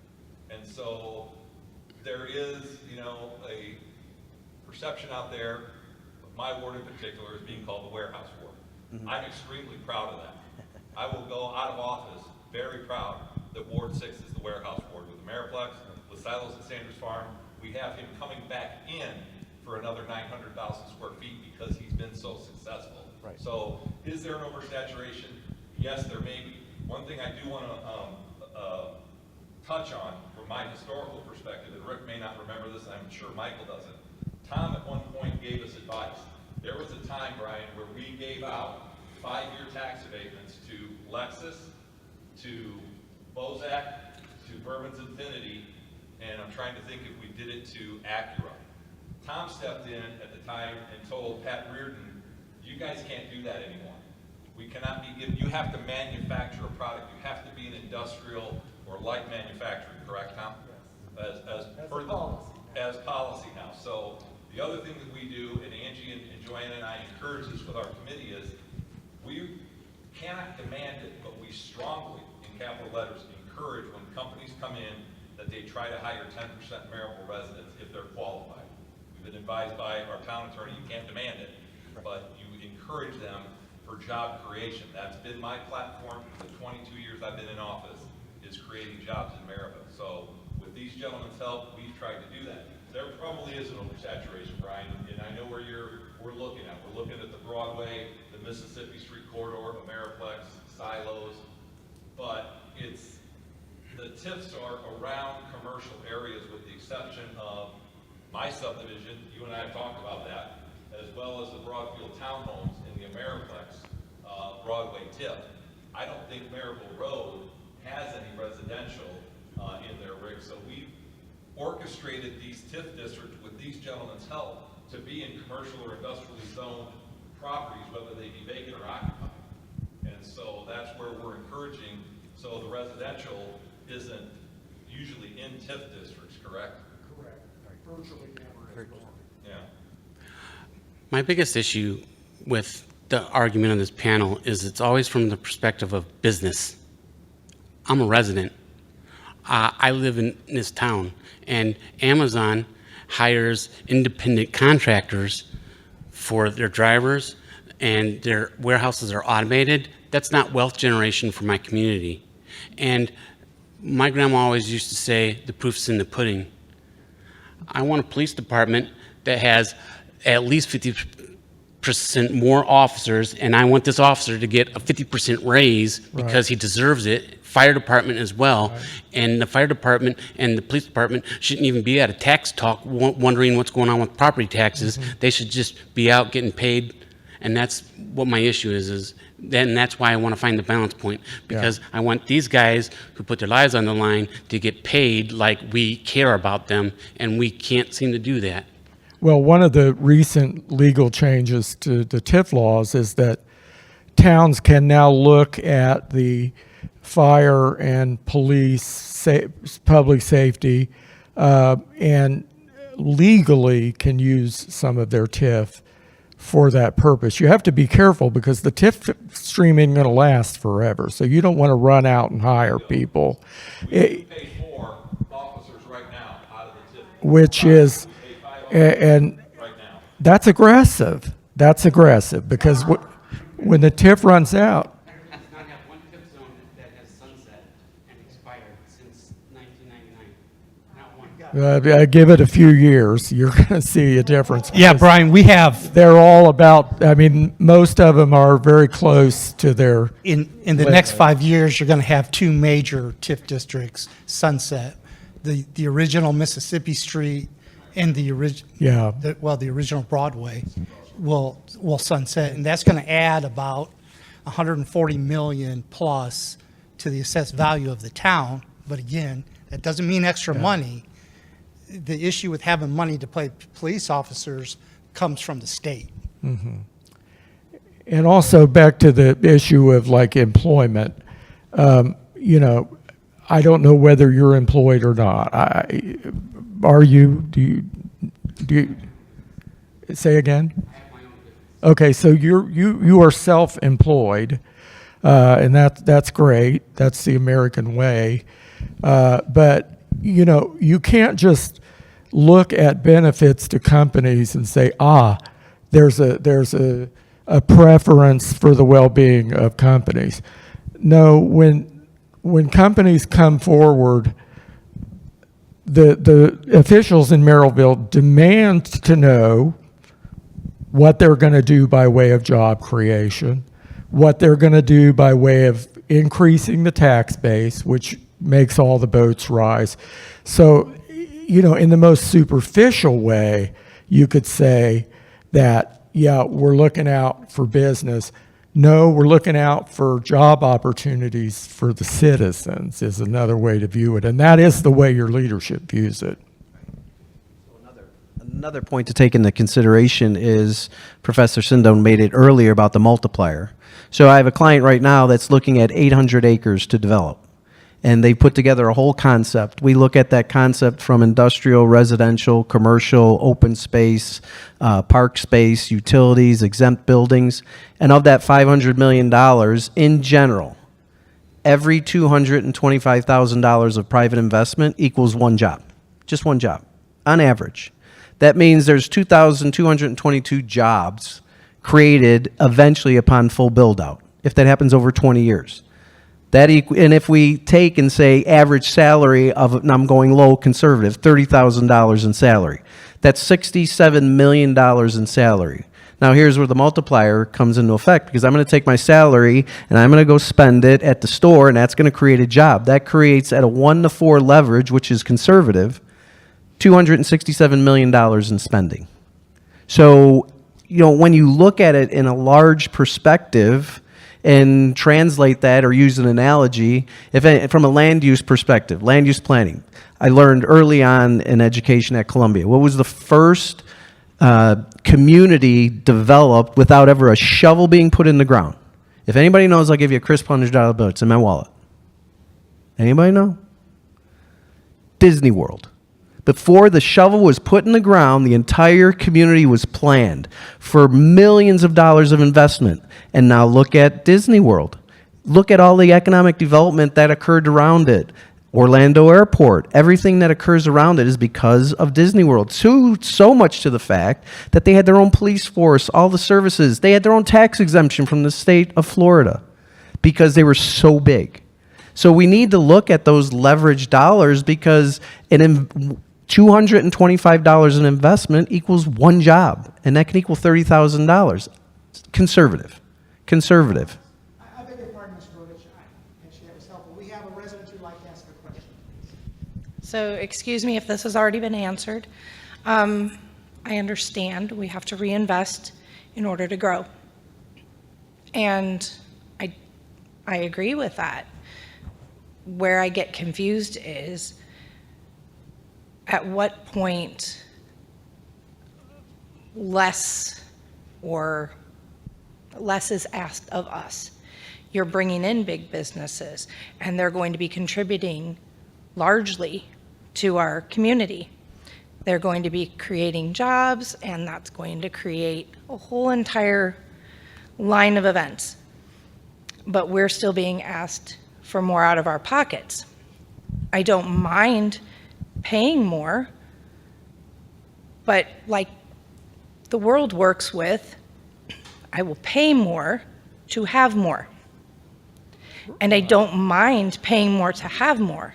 So I think for me, I don't understand what we are getting out of it. Yes, fire and police, absolutely. Like, that is top. But what else is there for us to be dipping into our pockets for? Well, And then the second part is, yes, we would have to redo our roads more frequently. More semi-traffic, wouldn't that mean more frequently having to do the roads? We were told years ago that we had to pick a garbage company because of the wear and tear on the roads. In my subdivision, we still have just as many trucks come through because there's an apartment, there's a business, there was another business, so it wasn't saving anything on my street. That is pretty much where I'm at, and I guess I really don't understand the vision for Merrillville.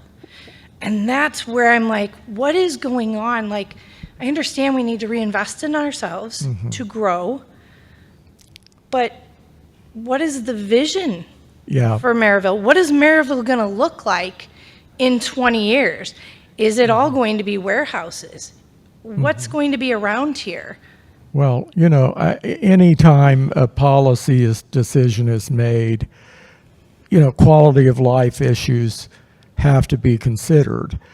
Some of the TIF funds go to improving quality of life. Now, in your situation, ma'am, that, you know, you're seeing more trucks, and if there weren't the money to do the roads, you'd be seeing even a lot more trucks. You kind of have to ask, you know, which, especially in Merrillville, which roads would you shut down? Which utility lines would you abandon? Again, it's different in other towns where they give money that actually is used to build the companies. Not so here. So, you know, you're getting more roads, and more roads can only mean fewer roads is definitely going to mean more traffic for you. The growth, you know, it's sometimes you're a little behind the curve on the growth because all of a sudden, you know, increased traffic can pop up unexpectedly, and it takes time to deal with that issue. But your folks do look at that sort of thing. So in the net, I think it's easy to conclude that even though you have more trucks in your community, the reality of it is you'd have even far more if there weren't the TIF program, I would submit. Thank you. Okay. May I respond to Ma'am, that is a very good question. A fair one. Yes, they were all great Very good questions. question and a fair one. I can tell you that we're trying to do advanced planning.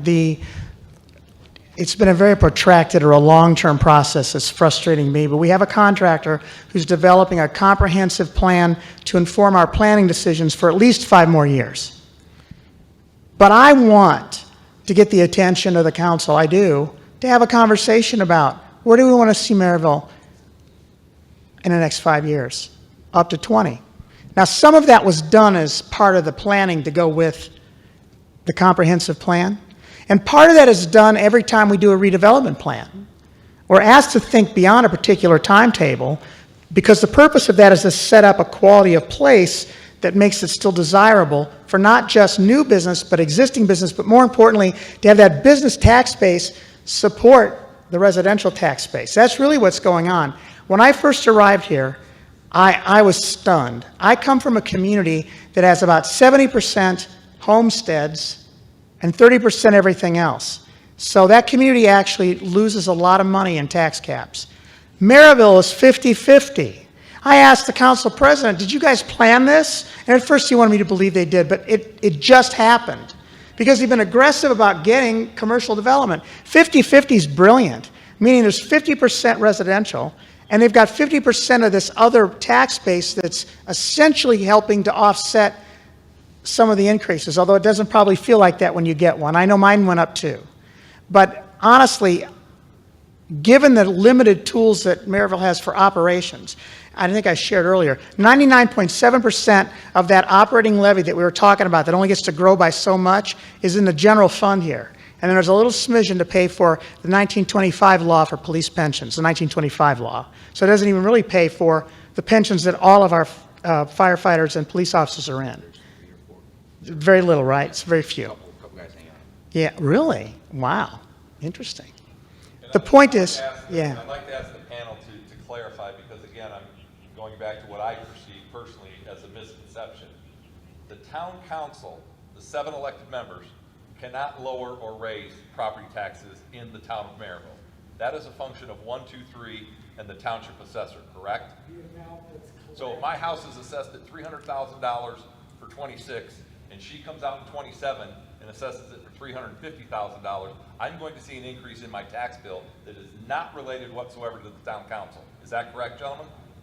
All right, thank you. Now, I have one other question, and Michael, I need a little help with this for the police department. Public safety. Back when we first got our local option income tax money, we gave a $10,000 3-year, Ian, I don't know if you were on the force back then, but we gave them a $10,000 raise. Rick, you might have been on the police commission. We gave a $10,000 raise over 3 years, and we gave the citizens, I think it was a $6,000 raise. Michael, are we using all the local income tax money for public safety?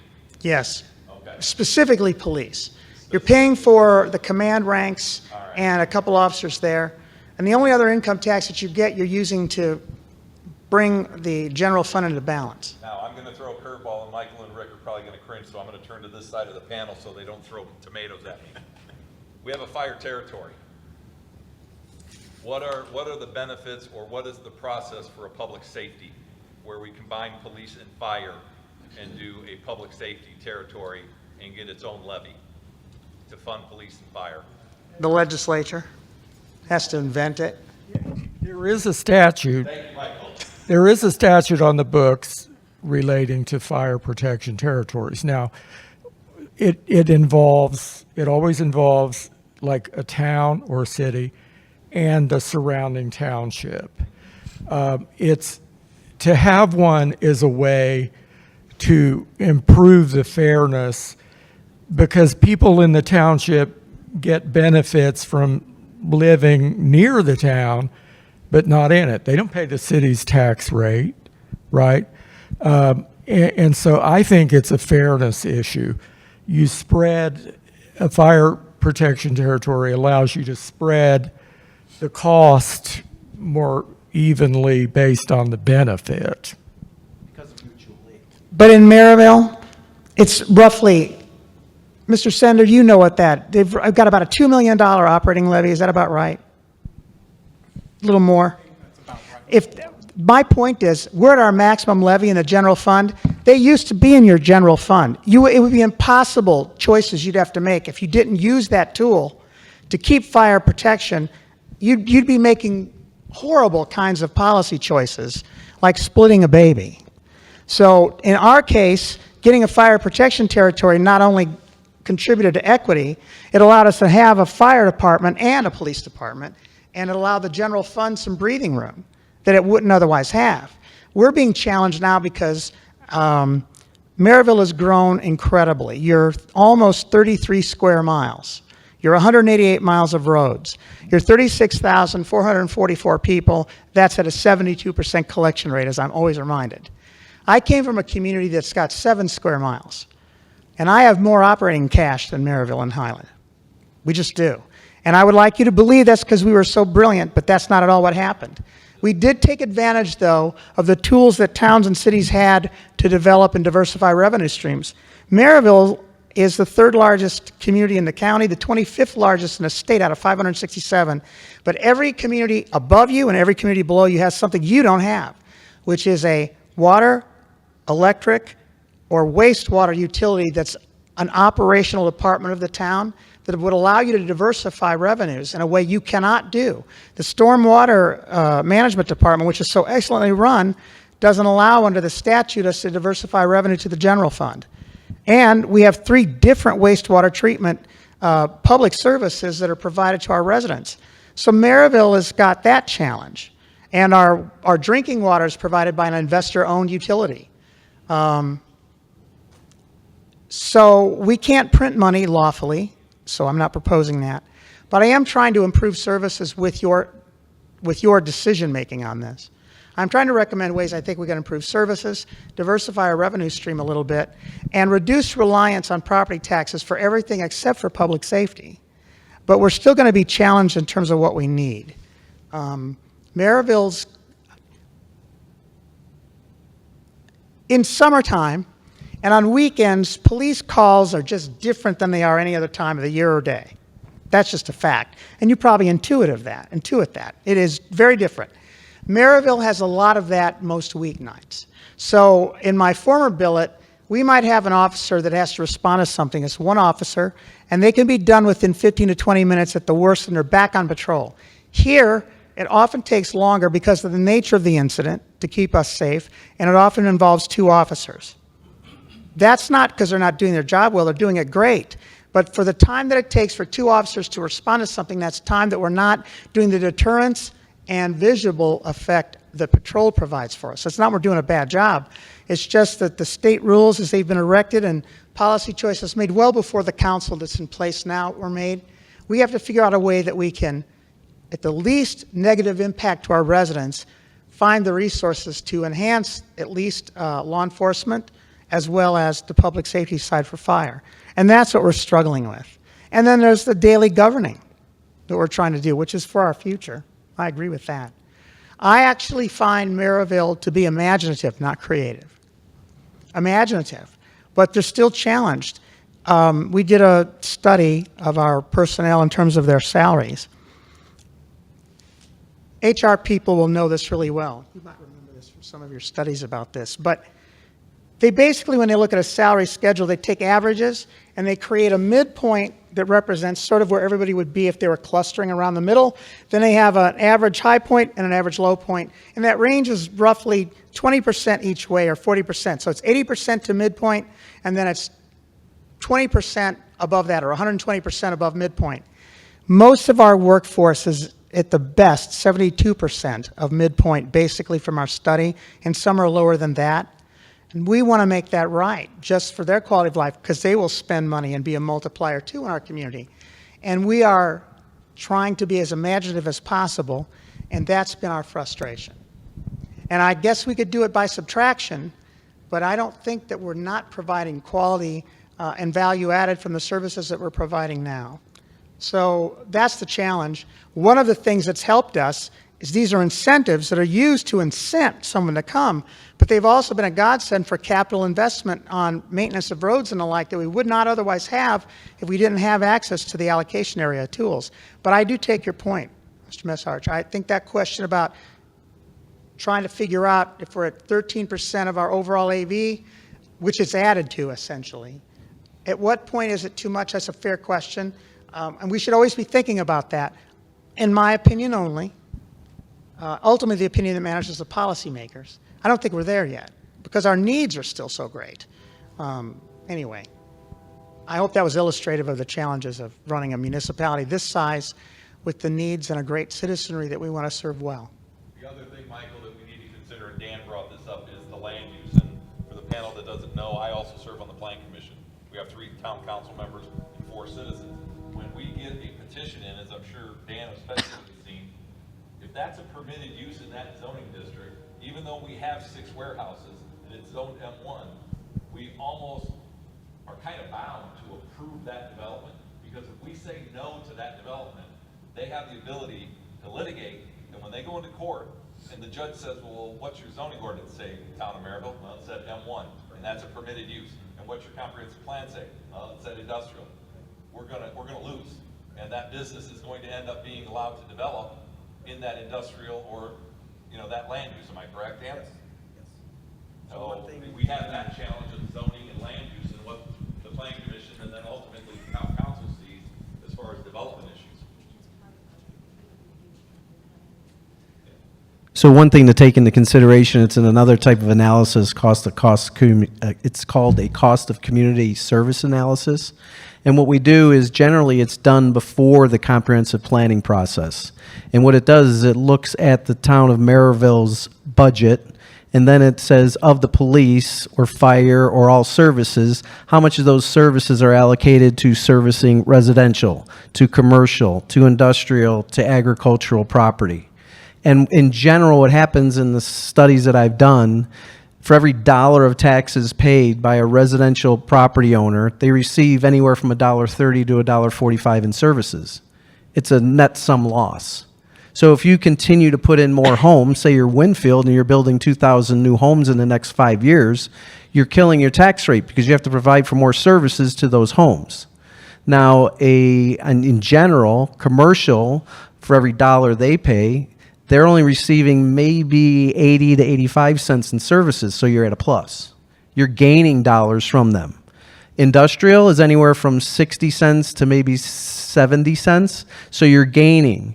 So, and then agriculture is maybe $1 for every dollar, they're receiving 20 cents in services, which tells you should preserve some of your agricultural or open space in order so that you can justify putting in enough residential to offset it with the industrial and commercial. So when you do your zoning map, you don't want all residential, you want to offset it with industrial and commercial, and you never really get to that net zero 1-to-1. But if you're Winfield, and it's a policy decision you make as a community. Winfield made a policy decision. We don't want very much industrial. Okay, that's fine. But your tax rate's going to be higher because it's all residential. And that's just the decisions you make. So you have to take that into consideration too. What is the cost of serving that assessment classification? And it is very helpful when you're doing your comprehensive planning. Does anyone else here have a comment or a question they want to make for our panel? Do you have another? Yeah. So you guys mentioned that the TIF money can be used like a wrench or a tool.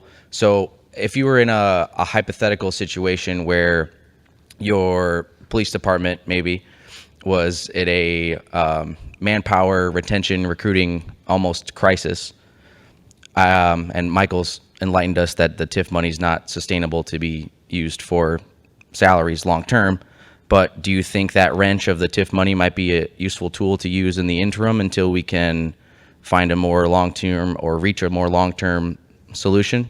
Or is there a hammer that you guys can offer us? It's a matter of degree. As Sean said, the town is already paying 5 police for 5 police.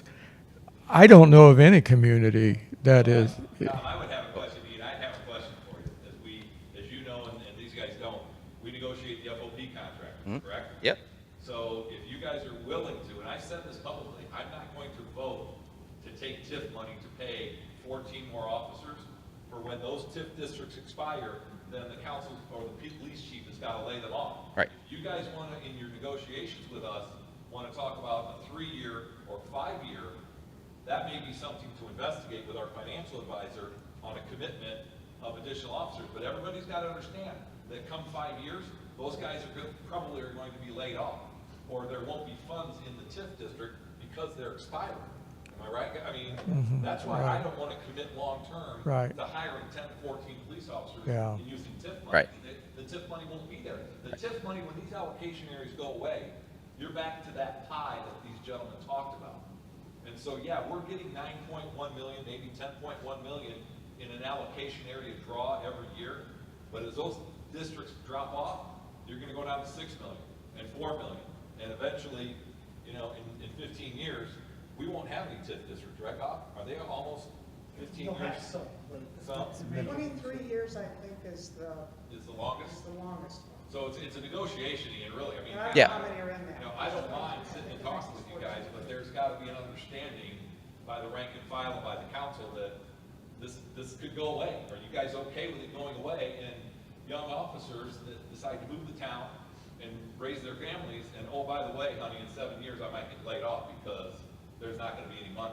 I don't want to be the councilman that does that to anybody. I don't think that's fair to mislead somebody in hiring them in and then pull the rug out from under them because the funds have disappeared. Yeah, I agree. I don't know I- how Rick feels. That's misleading, because TIF zone money would become general fund money, and you could make sure that the TIF zone money that you're using now for ad fees is transferred into the general fund by saying, okay, we know we're gonna gain this general fund money, this money is reserved, please, hire us.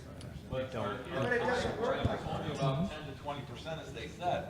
So when that 100% allocation money goes away, it's going to drift down to 20%. Minimum, I mean, I don't know. There's So- not the tax caps, but the max levy would prevent us from doing that. There's no way to transfer that money directly into the general fund. What might happen, we're still doing the calculations. In fact, Cender and Dalton actually assists us with this. We're trying to figure out if there's going to be a significant enough percent addition to the tax base when the allocation areas expire that would warrant us being able to, under the color of the current law, get our maximum levy for the general fund raise, which would basically be for public safety. But right now, we can't make that percentage. I think that's right. I think that's right. We don't quite hit it. We're close, but not yet. So, but we're thinking about it. These warehouses are gonna start, at some point in time, their tax bases are going to start stepping down. Yeah. Will provide more income, which could be used to pay. We didn't do a good job of getting that. Fair enough. It doesn't produce more income. It lowers rates. Our income is fixed. The one thing it might do for us, we should say, is that our fixed rate funds, the CCD, which we don't like to talk about, we're trying to do this example, and that's our fixed rate fund. That fixed rate fund is a fixed rate. It's not out. So another thing to think about property taxes is when we're developing the budget, the tax rate is an output. When you get your tax bill, it's an input. The one thing, and it varies based on what the tax base is and what our spending and property taxes are. The one that doesn't, so that rate could go up or down depending on those two variables. The one rate that's fixed is the one that we do for our QCAP development fund.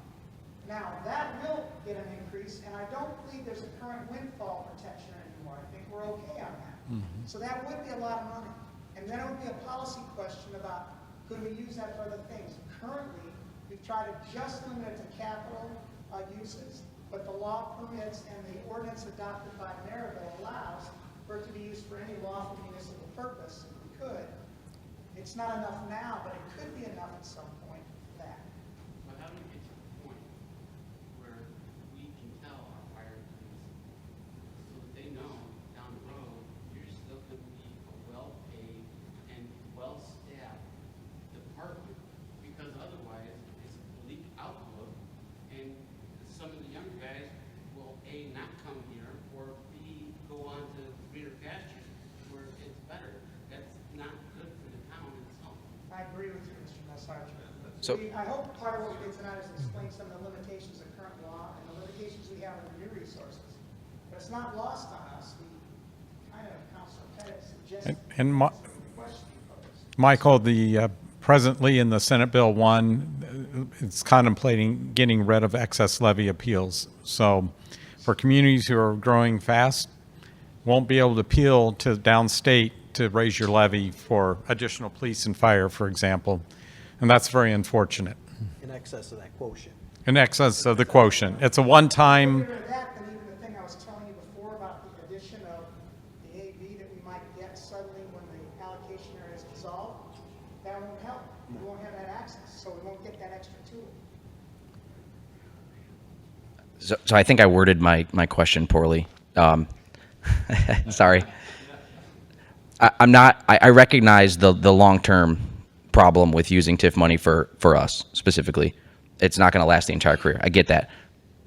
What I meant was in the short term was in terms of recruitment and retention, meaning we're not making enough money, frankly, and especially for the workload that we have to deal with respect to other communities. Mm-hmm. So would it be a better option to finance raises for officers using TIF money with the understanding that, yes, that money is going to expire. Yes, this is a Band-Aid.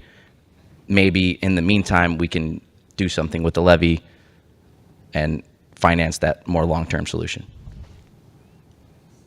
I think that constant monitoring is essential. And, part of what any town in Indiana deals with is we don't know what the legislature is going to do.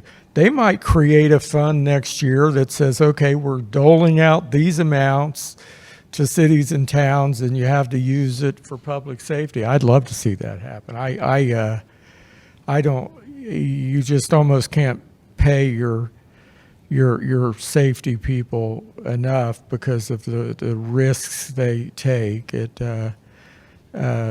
People ought to be more grateful than they are. So I mean, there's a lot of empathy. One thing we tried to do, Ian, way back when I first got on, and Nick Bravos was our chief, and Rick was on the commission, is Nick had proposed a hotel-motel tax. Yeah. Different than the innkeeper's tax, where it would be Merrillville, because you guys were patrolling the areas, in Westlake and in, Red Roof Inn and all that stuff. And Still are. we thought, yeah, we still are, absolutely. And he thought that would be a way to, like a public safety. Yeah. But call it a hotel-motel tax, and it never got any traction. Yeah. Back in the day, in like 2004, 5, or 6. I'm trying to remember when Nick left us. The other thing that concerns me, and it was a police officer that was on the council, Lance Hewish, when we did the local option income tax money to give the officers raises, he was worried about, giving the raise, and then if the option income tax, something happened, we'd have to pull that raise back. Again, if the rank and file understand that there's a potential, they're willing to take that gamble, then that's something to talk about. But, I hate to raise someone's expectations and then have it fall. I do. I understand. You guys are very shorthanded. We all know that. We see that. We have a problem with traffic in town. Yeah. We talked about that. Yeah, I know. Try to do a traffic division and putting in the speed humps because, with all due respect, some of the residents in this town do not know how to drive. End of story. End of Some out-of-towners who come in don't know. No. Am I wrong, folks? No comment. No comment. Dozens of calls about 67th Avenue alone for people coming out of the bus barn at the high school, Yep. going down 67th Avenue. Yep. So, And that's like Michael. how we help you guys with that. Yeah. Right. Well, And, like and Michael to said, Sean's point, there are few things in life more demoralizing than a pay cut. Well- I've been there. It's no fun. Right, and I'm with you, Sean. I don't want to do that, and then down the line, we're laying people. I 100% agree. But on the opposite side of the same coin, we're in a point of guys are going to start leaving, and yes, we may be just about fully staffed as soon as these 3 come out of the academy, is what we're allocated for. Yep. But the sentiment truly is, and that guys are going to start leaving, and the culture right now is I can go anywhere. Just about every single police department in the county right now is hiring, and they're hiring at a higher pay rate than what we're making, and a lesser call volume. You guys are training them. We're paying for the police academy for $21,000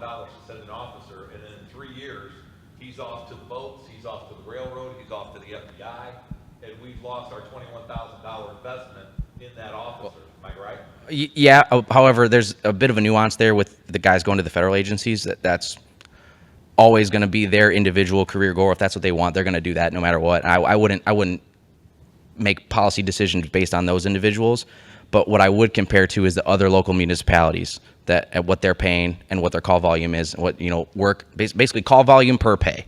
That's the way I like to break it down. And then if you really want to get into the weeds, like what are their opportunities for specialty advancement? So do they have like a traffic unit or a gangs and narcotics unit? All that stuff, which we don't have the manpower to provide. Frankly, we barely have the manpower to handle Michael the road. brought up of the funding sources, and the one thing that I've always, since I moved to town in 1995, I noticed is you don't have public utilities.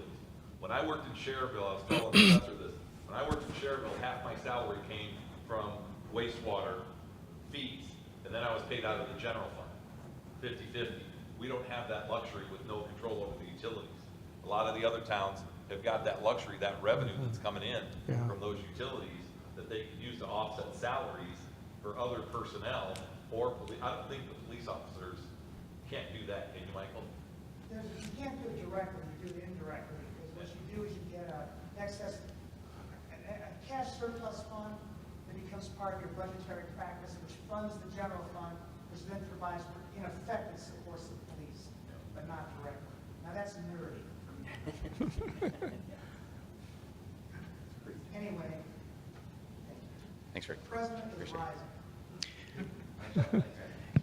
If we can't find $400,000 a year to increase our 65 police officers' salaries using TIF funds with simple spreadsheets to show when they're going to expire, what new ones we should form, then we're probably doing something wrong. I'm in negotiations now with the FOP. They need more money. Otherwise, we are going to lose officers. And the ones we're going to lose are the good ones because they can go somewhere else very easily and get another job. We're losing officers all the time. One went to the marshals recently. Some went to the county. Almost everyone's paying more. We have the study now, the salary study. So we need to think out of the box like we always have using TIF money. So if we gave him a $10,000 raise, that's only $6,000 or $650,000, plus the FICA and 3%, et cetera. But maybe in 10 years, we don't lay off police officers. We look at what we're doing in other parts of town, and we'll lay off others or raise revenue in other ways. But I'm going to be pushing heavy to use TIF money now that it's allowed to use for public safety to give our officers a raise. So Sean, you and I are going to go back and forth because I'm not backing down. I will challenge you in front of our financial advisors. They're here, that's why I'm talking. Now that the top court is reopened, there is no need for a truancy court, and the physical improvements on the grant, maybe as president of the RDC, I'm going to propose that we take the $400,000 away from the schools and give it to the police because you don't need a truancy court. That's more important than helping the schools. Helping the schools, exactly. So right there, we just covered, what is it, 70% of it? So, well, we have, the 6% we have to pay you and stuff. So we need to think out of the box like we always do when we use redevelopment commission. The grant toward the police officers, Rick. Right. Absolutely not. The other thing I want to point out is Merrillville's different because the redevelopment commission is 5 members of the town council. Right. Some are appointed by me, some are appointed by the council. So we have control of that. So to think that it's not part of the town, it is part of the town. We make the decisions as a group. And, Sean and I talk about what we're going to do with RDC money all the time. So I just wanted to toss that out there. Mr. President, thank you for that. Yes, sir. Now I know what I'll be working on. And I appreciate that. He's often giving me texts to give me assignments. I appreciate that too. I am grateful to be able to serve the people of Merrillville and the council that serves them. If there's no other questions from the residents, we are now approaching a few minutes before 9 o'clock. Do our panelists want to say any wrap up, and don't make it long, please, because I want everybody to be inspired to thank you for being here tonight. Does anybody want to have a wrap up comment? I'm just glad we don't live in a state where there's a huge movement to defund police departments. That's true.